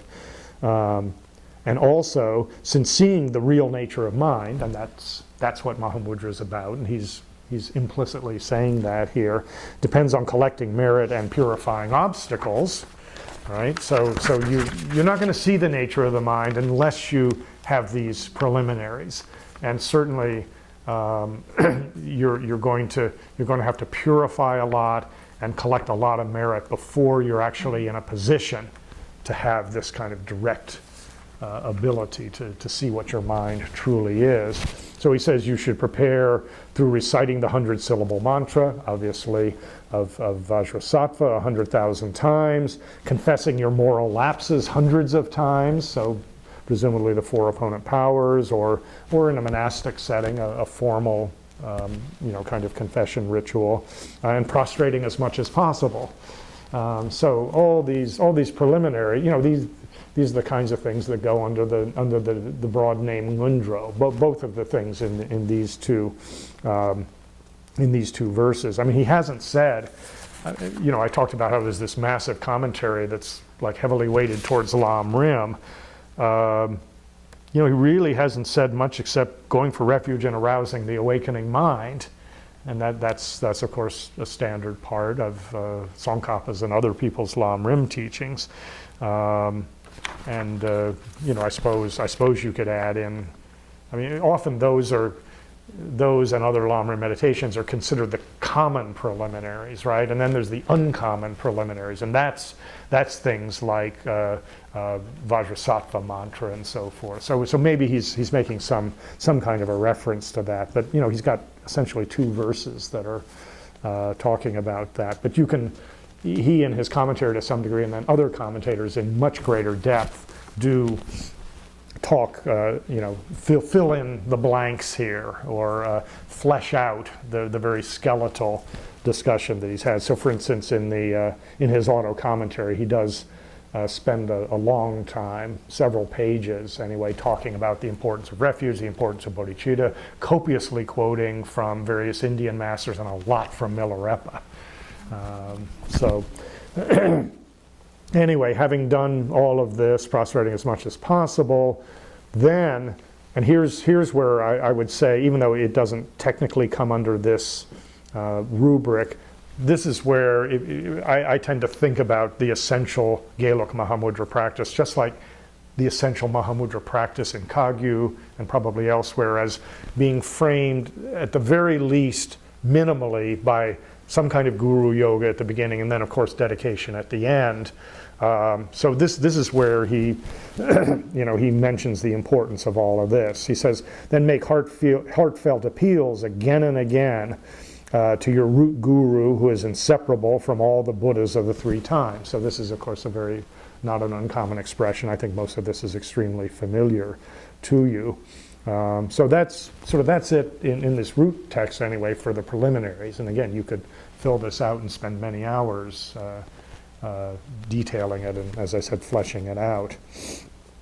So he says, in the main practice of Mahamudra, there are many modes of explanation, but they're divisible into 2. Now he's explicit about it, sutra and tantra, or sutra and mantra. He says, the latter is the great bliss luminosity mind arising from skill in the methods of penetrating the vital points in the Vajra body. Okay, it's gotten a little dense here, but you know that the Vajra body is another term for what we typically will call the subtle body. And so the penetrating the vital points are in fact what we typically call chakras. So what he's referring to here, and this becomes quite explicit in his commentary, is that Tantric Mahamudra above all, and I think I said this to some degree earlier, is a matter of attaining the clear light awareness that results from bringing the energies or winds into the central channel, and then moving from there eventually to meditate at the heart chakra, and eventually to get access to the indestructible drop and recognize the nature of reality with that subtlest mind that resides at the indestructible drop. And of course, that mind that realizes emptiness has the characteristic. I mean, its direct object is emptiness, but it subjectively it has the characteristics of both the recognition of emptiness and an experience of great bliss. And when His Holiness the Dalai Lama talks about points where you can begin to reconcile these seemingly irreconcilable views of what emptiness is, this is, I think, what he's talking about. So penetrating the vital points, and so that's his only description in the root text of it. He goes into a bit more detail in his commentary, and then there are certain later commentaries who are particularly interested in Tantra who go into it even more, and they'll start talking about, well, this is the point at which you do this Guhya Samaja meditation, and this is how commentarial traditions work. But in this text, he simply goes on and says, in describing Tantric Mahamudra, and he's only got 2 verses on it out of 46, he says, the Mahamudra of Saraha and Nagarjuna Pada, just another name for Nagarjuna, of Naro and Maitri, or Naropa and Maitripa. And he says it's taught in the 7 attainment texts, and I talked a little about those this morning, the various texts that end in Siddhi, the Jnana Siddhi, the Guhya Siddhi, and so forth. The essential trilogy of Saraha. He doesn't mention the works of Maitripa, those 25 works on non-mentation or inattention, but they're generally recognized by Gelugpas, and I think he mentions them in his commentary. And it's the quintessence of the unexcelled tantras. So, if you're going to boil down all these complex practices and ideas in the highest yoga tantras, this is what it comes to. The most important thing, in a way, you can do is to contemplate and realize the nature of mind, with the subtlest possible consciousness as a result of all these, first generation stage practices and then completion stage practices. So that's his claim about the nature of this tradition. And I'll just say that in his auto commentary, he comments on 7 or 8 different dohas by Saraha, giving his explanation of them. It's very, very interesting. I did a little piece a few years ago in a kind of obscure journal about the Gelug take on Saraha. It's quite intriguing, but basically they read him very much as a tantric author, whereas Kargyus will shift a little bit on this and say that either he transcends Sutra and Tantra or he's both Sutra and Tantra. But for Gelugpas, he's clearly talking about Tantra, and that's why we have to be very careful in interpreting what it is he sings. So as for the former, and this is what he's going to spend essentially the rest of the text on now, that is Sutra Mahamudra. It is a way of meditating on emptiness directly taught in the 3 mothers, i.e. the extensive, middle length, and concise perfection of wisdom sutras. This is typically, let's see, I'm trying to think which 3 these, typically the 100,000, the 25,000, and the 8,000. No, the concise, though, is often this verse prelude to the 8,000, actually. The Ratna Guna Sanchaya Gata, the verses on the Guna Sanchaya, verses collecting together the jewel-like qualities. But there may be more than one version of what this is. What's your understanding? Yeah. Well, again, this. Yeah. Well, this verse text is sometimes, if they say, parchen du, like the kind of summary. It's kind of the summary of the 8,000. It's related to. It was translated to. Anyway, it's a small point probably. Yeah, of course. Anytime. Here it was translated talking about the nature of the mind, luminous. Yes, And yes. I read. Therein hangs Yes, some interesting, some people say clear light, is, right, you know, right, some say right. luminous. The luminous to me gives me much more of a physical. Yes, it's, yes, You know, yeah. it's like the mind is something physical. Yeah, It's radiating yeah, light. yeah. So I wonder, why is it translated like that? 'Cause Well, it's clear and luminous. the argument here, and I'm wavering on this point, to be honest, in the final version of all this. I may go back to clear light, which I've noticed typically the way it's translated by Jeffrey and other people who are translating Gelugpa sources. And I think it's precisely for the reason that you've given. Luminous has this sense of something that is shining, right? The sun is luminous. And the argument here, and John Newman talked about this a little bit last summer in Madison, because he chooses to translate it luminous. He's basing it, rightly or wrongly, you can argue about this too, on the Sanskrit, which is prabhasvara, which very strongly has a sense of shining forth. Bas, as a verbal root in Sanskrit, means to shine.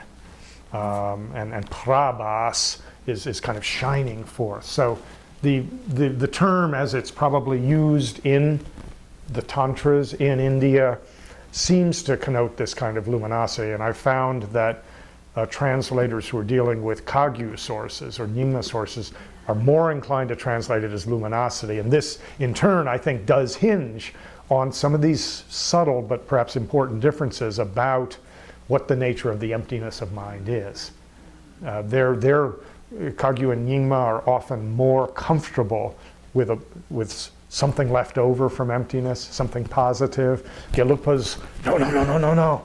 So clear light is closer to it. Although when you think about that kind of image, I'm not sure what you come up with exactly. Or sometimes not even clear light, just clarity, Yeah, you know? yeah. It's clear, there's nothing there. Yeah. Well, here the issue is that the Tibetan is cell. Is a light, and cell means clear or luminous or yeah. But of course the Sanskrit doesn't it doesn't exactly translate or give us the Sanskrit. And I appreciate your asking the question, because it's a tricky point, and you can read luminous and think, oh, is he smuggling in some inherently existing mind? We don't know. No, but a good question, and as I say, I'm still kind of mulling this, but the version you've got goes that way. There's a student of Klaus-Dieter Matus's work. He's at Vienna. He did this great translation of Gulot Sawa's Mahamudra commentary on the Uttara Tantra. Anyway, he's got a whole circle of people studying Mahamudra with him in Vienna, and one of them, an American named Casey Kemp, is writing her dissertation on the whole question of prabhasvara and what it means. And so stay tuned. Did you say Mahamudra commentary and Yulon? Yeah. What's that? Well, it's reading, it's trying to align Mahamudra theory and practice with the Uttara Tantra. And some of you may be aware of this, the work of Karl Brunhölzl. Yeah. He doesn't write anything less than 1,000 pages, except for his Heart Attack Sutra, which is a wonderful little book. But he just came out with a book within the last year called When the Clouds Part, I believe, and it's this massive study of the Uttara Tantra, and in particular, Kagyu Mahamudra takes on it.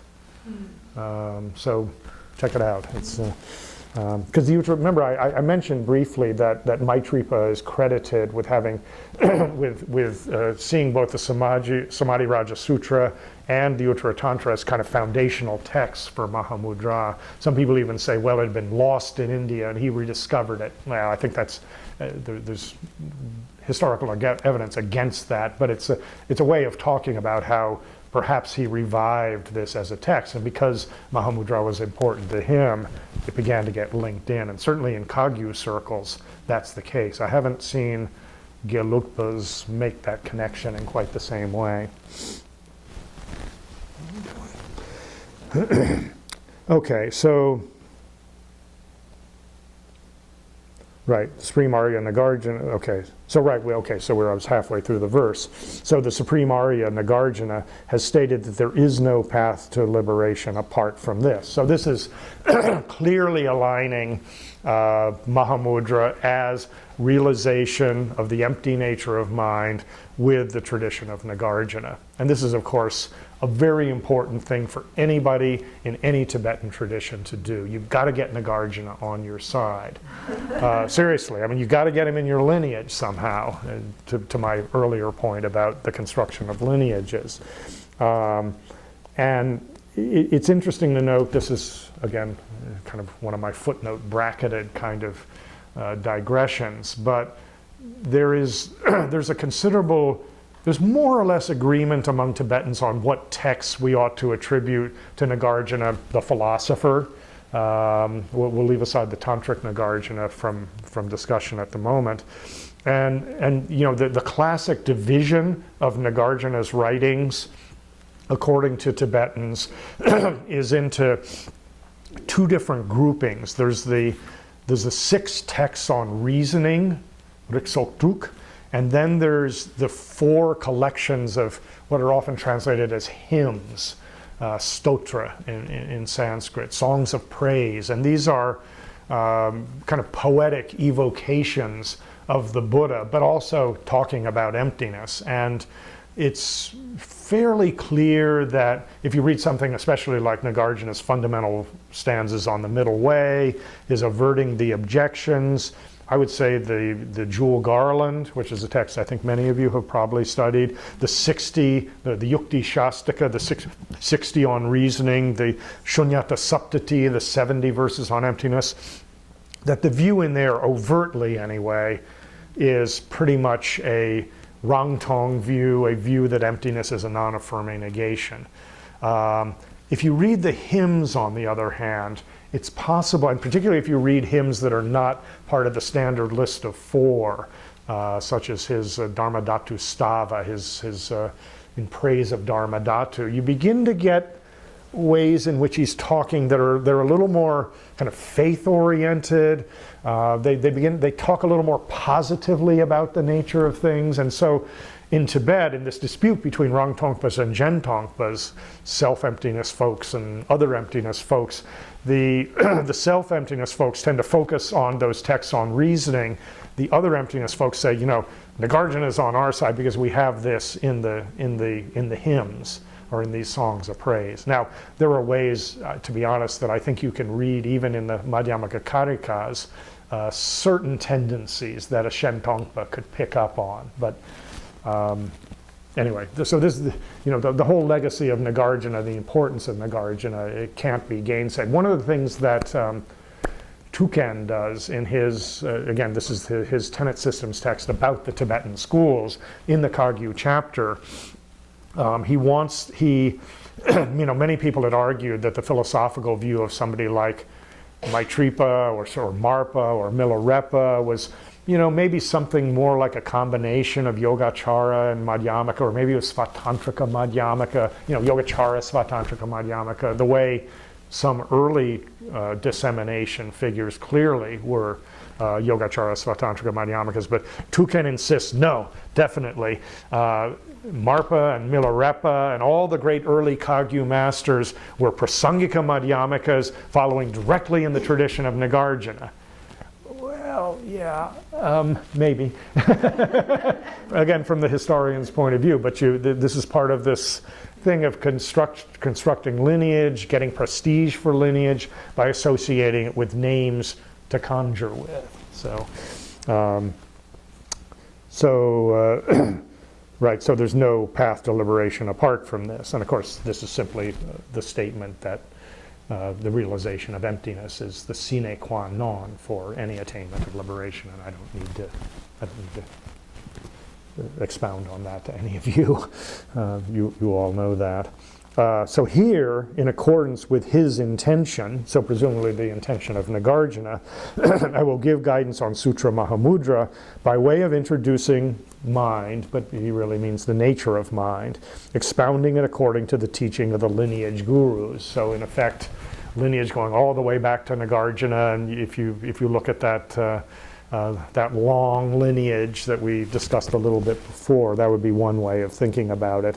Or you could just think about it when you visualize the field of assembly, and you've got, to the Guru's right, you've got the sort of extensive methods lineage that we trace to Maitreya, and you've got to the left, you've got the profound wisdom lineage that we trace to Manjushri, but Nagarjuna is, of course, right there. So that could be the lineage he's referring to also. He's not explicit about that. Some commentators will go one way or the other on this.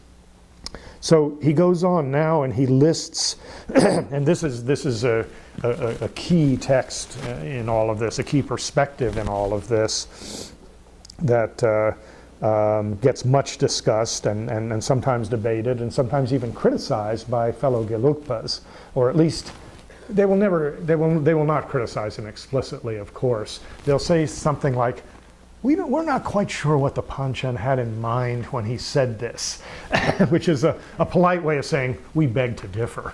Not everybody's like Kedrup J and like in your face with criticism. More often it's like, we kind of wonder what his true intention must have been in saying this. So these two verses are key, and they're key for seeing the first Panchen, as I think he rightly must be seen, as an ecumenical Gelugpa, what we might call an inclusive Gelugpa. And this is something to step outside of the field of Buddhist or Tibetan Buddhist studies for a moment. In discussions of these terms really started in discussions of Christian theology.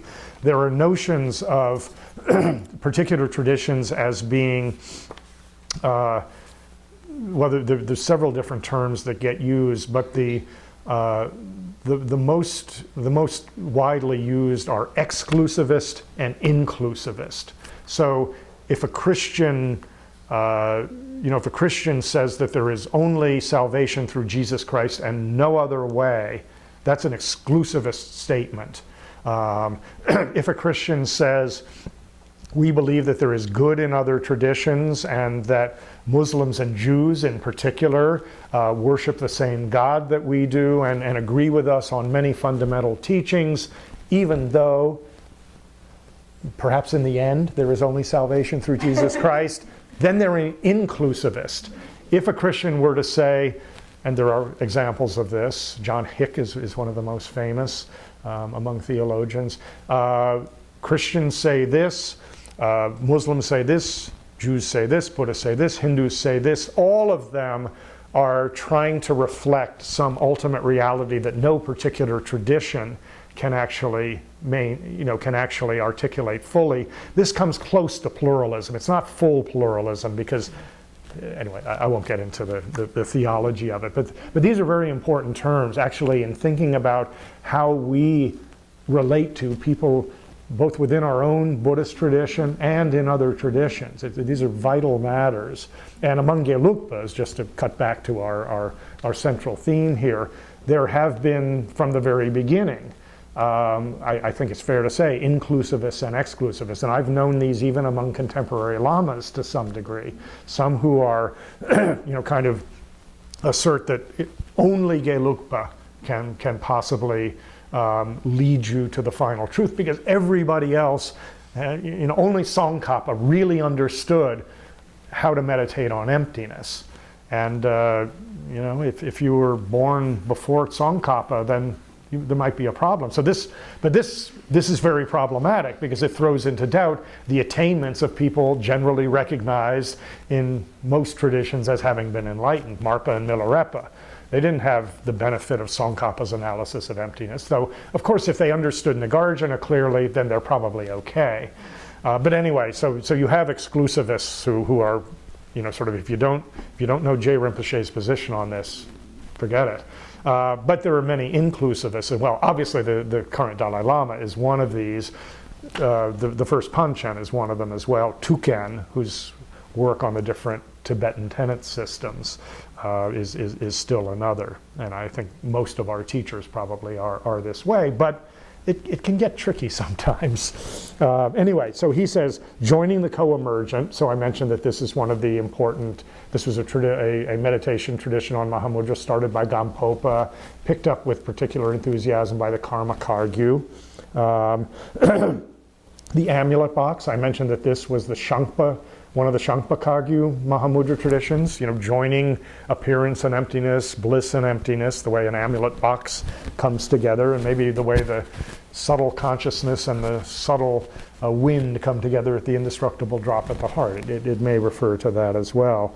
The fivefold, I mentioned this as the Drigung kind of gradual Mahamudra path with refuge in bodhicitta and deity yoga, guru yoga, and kind of an emptiness meditation on the nature of mind, and then dedication. The equal taste, we didn't talk about this, but I did mention that one of the 4 yogas of Mahamudra developed by Gampopa, or at least articulated by Gampopa, it may be traceable to India, it may not, was the equal taste. That was the third of the 4 stages. And this means that, through your understanding of emptiness in what they call non-elaboration, tujel, you recognize that every phenomenon, every dharma tastes exactly the same in the sense that it has the nature of emptiness. So everything from form to a Buddha's omniscience, empty in the same way. The 4 letters, this is actually the letters that make up the basic term inattention or non-mentation that Maitripa did so much to popularize. It's in Sanskrit, this is amanasi. Manasi is the process of paying attention. Again, a good Abhidharma term. Amanat, of course, makes it negative. So not paying attention. And again, this kind of floated through various Kargyu traditions. Pacification and severance. Again, I talked about these earlier. Pacification being Padampa Sangye's tradition of practice based on this line from the Heart Sutra. Severance being one way of translating chu, cutting off is another. The Great Perfection, voila, Dzogchen, and guidance in the Madhyamaka view, which we presume he means to refer to the understanding of Madhyamaka in the Gelug tradition. So he lists all these different approaches. He doesn't throw in Lamdre and Sakya things, but he means to cover everything. These are just examples. He says, okay, they're called by many names individually, but when examined by a yogi who has mastered definitive meaning, scriptures, and reasoning, and possesses inner experience, they come down to a single idea. Now, the word I'm translating as idea here is the Tibetan gong, which also can mean thought, intention, purport. It's a little clunky, but you see that sometimes in translation. So they're all, in effect, they're all talking about the same thing. So if you know how to read definitive meaning scriptures, i.e. scriptures of the second turning of the wheel of Dharma, the Perfection of Wisdom Sutra, the Samadhi Raja Sutra, the other texts that belong to that teach emptiness in the most direct and uncompromising way, and if you have sufficient inner experience, you recognize that all these traditions are talking about the same thing. So that's his sort of ecumenical move. And as I noted, not everybody in Gelug tradition was entirely happy with this, and some people suggested that no, there's just too many differences of a substantial nature between the Dzogchen view and the Gelug view, or certain Kagyu views and the Gelug view, and certainly between Rangtong and Gentong. So, what did he mean by this? And it's of course we don't know for sure, but if you just read it on the surface, he's saying that, at a level beyond that of philosophical dispute, practitioners end up experiencing the same thing. Many roads lead to the same destination. Many paths go up the same mountain. It's, I think, an attempt to argue that point. So, it being 5 o'clock, and this is actually a reasonable breaking point, because he now is going to move actually into the shamatha phase and then the vipassana phase, and we'll of course pick up with that tomorrow. And we may give somewhat short shrift to the poetry, which I hate because I love poetry, but we'll just sort of see how things go. But is this a useful way to be proceeding, kind of moving at a fair clip through the root verses? Because if I digressed into the commentaries, it would just be too much. And the key here is to see the big picture of this text and not to get lost in all the details. In his auto commentary, he does to some degree, as I said, he has these lengthy quotations from Saraha and other Mahasiddhas. He goes into somewhat greater detail. Well, I mean, if you want, I can give you at least a brief excerpt here. Let's see, how does it go?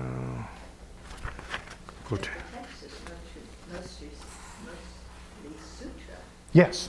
Well, and the commentary is too, and most of the subsequent commentaries are. As I said, occasionally somebody will come along who has a real interest in Tantra, and they'll, kind of shift the balance slightly because of what they're interested in. But let me see. Let me find the very beginning of this mantra Mahamudra. Okay, so I'll just read you a paragraph of this, because then he's going to go and he's going to talk about the different texts that he mentions, the 7 attainment texts and the others. He says, so this is his explanation. Actually, he says before that he talks about the meaning of the term Mahamudra, which we haven't said much about, but there's all these kind of glosses on it, and he quotes from the famous Hevajra commentarial text called the Drop of Mahamudra, the Mahamudra Tilaka, which says Chak, well, it's Chakya Chenpo, right? So Chak is the gnosis of emptiness, Gya is freedom from samsaric dharmas, Chenpo is union. This expresses the meaning of saying Great Seal. So this is one of these early attempts. Anyway, sorry, that was just bracketed because I saw that and I thought that's cool. As for the Mahamudra of the mantra system, having obtained the 4 pure empowerments and guarded your vows and pledges properly with repeated practice of the generation stage as the basis, you should penetrate the vital points of the Vajra body through skill in various internal and external methods and make the winds enter, abide, and dissolve in the central channel.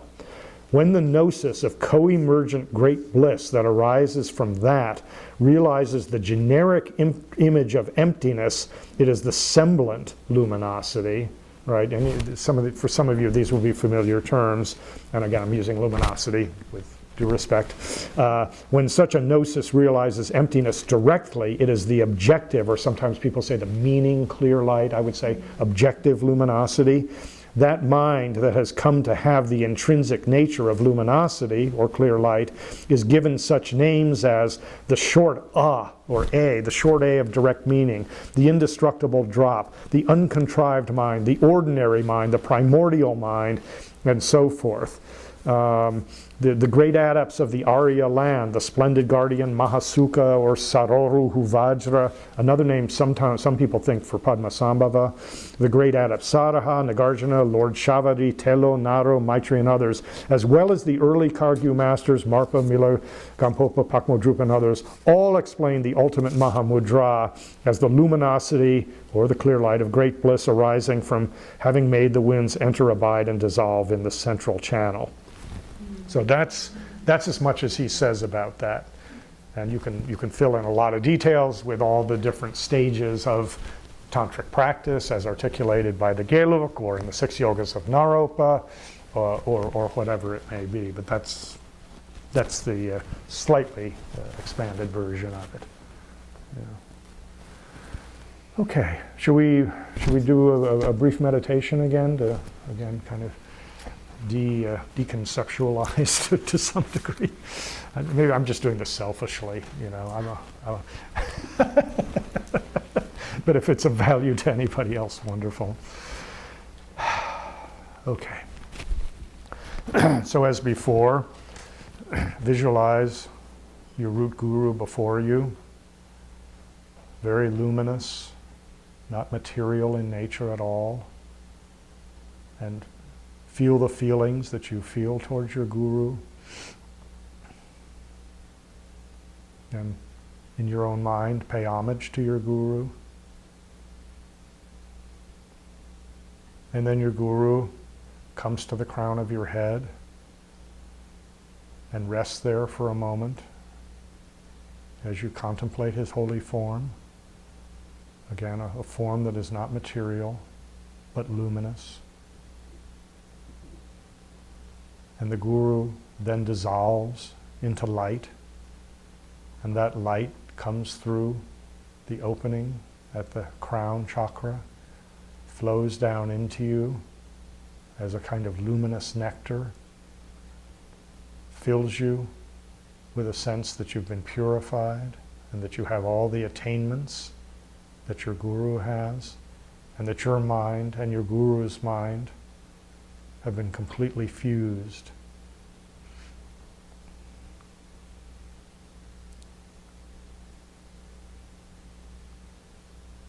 And within that space then,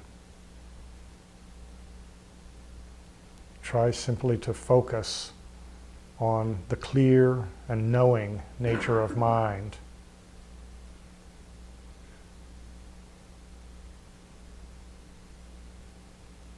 Because it's not physical, it's not an object. So maintaining the mind in a spacious state is perhaps the closest approximation to this. But just try to concentrate on that clarity and luminosity that are the nature of your mind.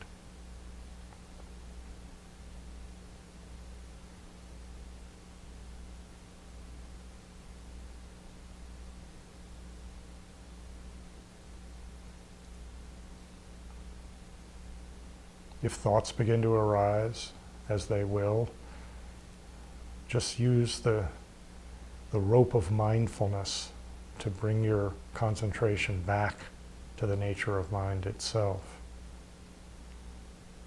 And keep alert for ideas, for thoughts, for emotions, for sensations as they might impinge on this open, spacious awareness.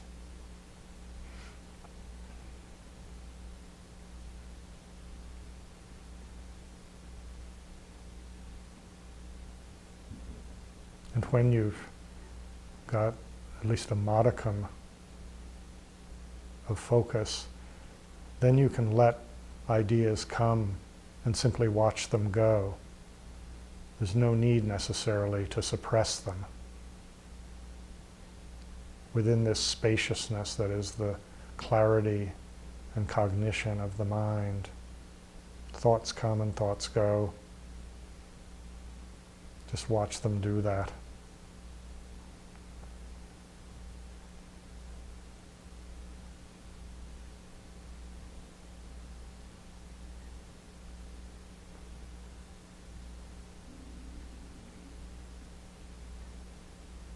And then within this spacious awareness of the conventional nature of mind, as clear and cognitive, ask yourself the question, who is the meditator who is engaging in this practice? Again, don't stray from your concentration, but subtly analyze the nature of the meditator. And you can look for that meditator in the various elements that make you up, or you can look for it in the 5 aggregates. You can look for it in the collection of the elements, or in the collection of the aggregates, or you can look for it in each of those individually.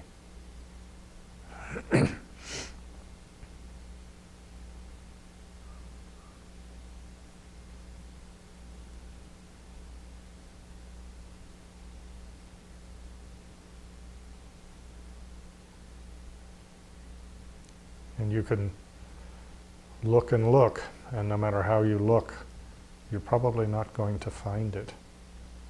So you can consider as well, if maybe the meditator is some entity completely outside the elements, completely outside the aggregates.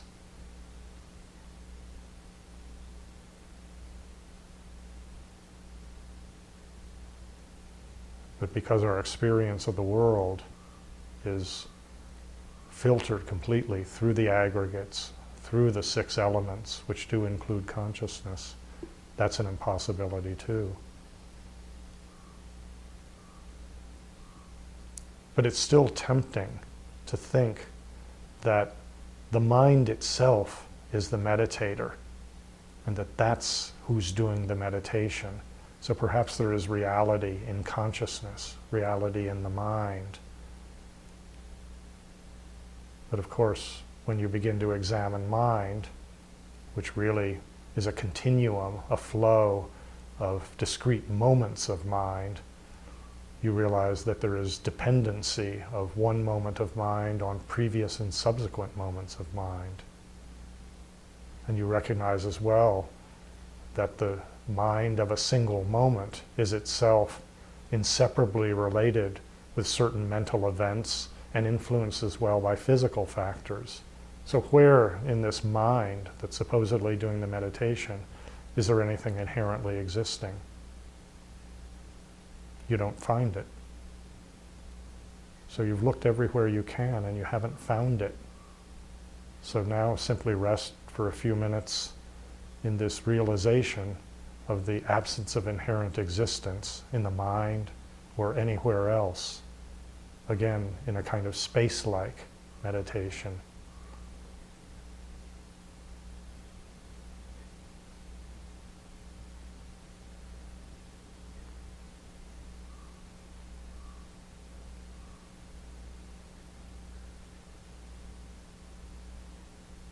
Anything that arises in your meditation, whether it's a sensation, an emotion, or a thought, need not be suppressed. Simply recognize it as empty of inherent existence and return to that space-like state.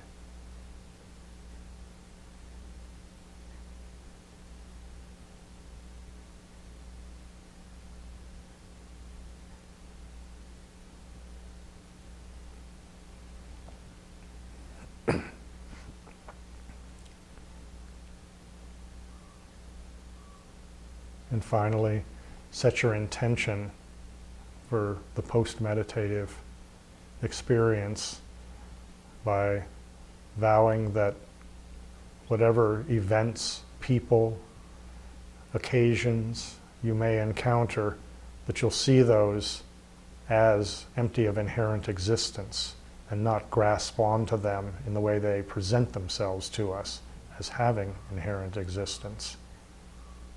And vow as well that although all of them are equally inherently existent, you nevertheless will commit yourself to saving, to liberating all the beings whom you encounter, because they, like you, simply want to avoid suffering and attain happiness.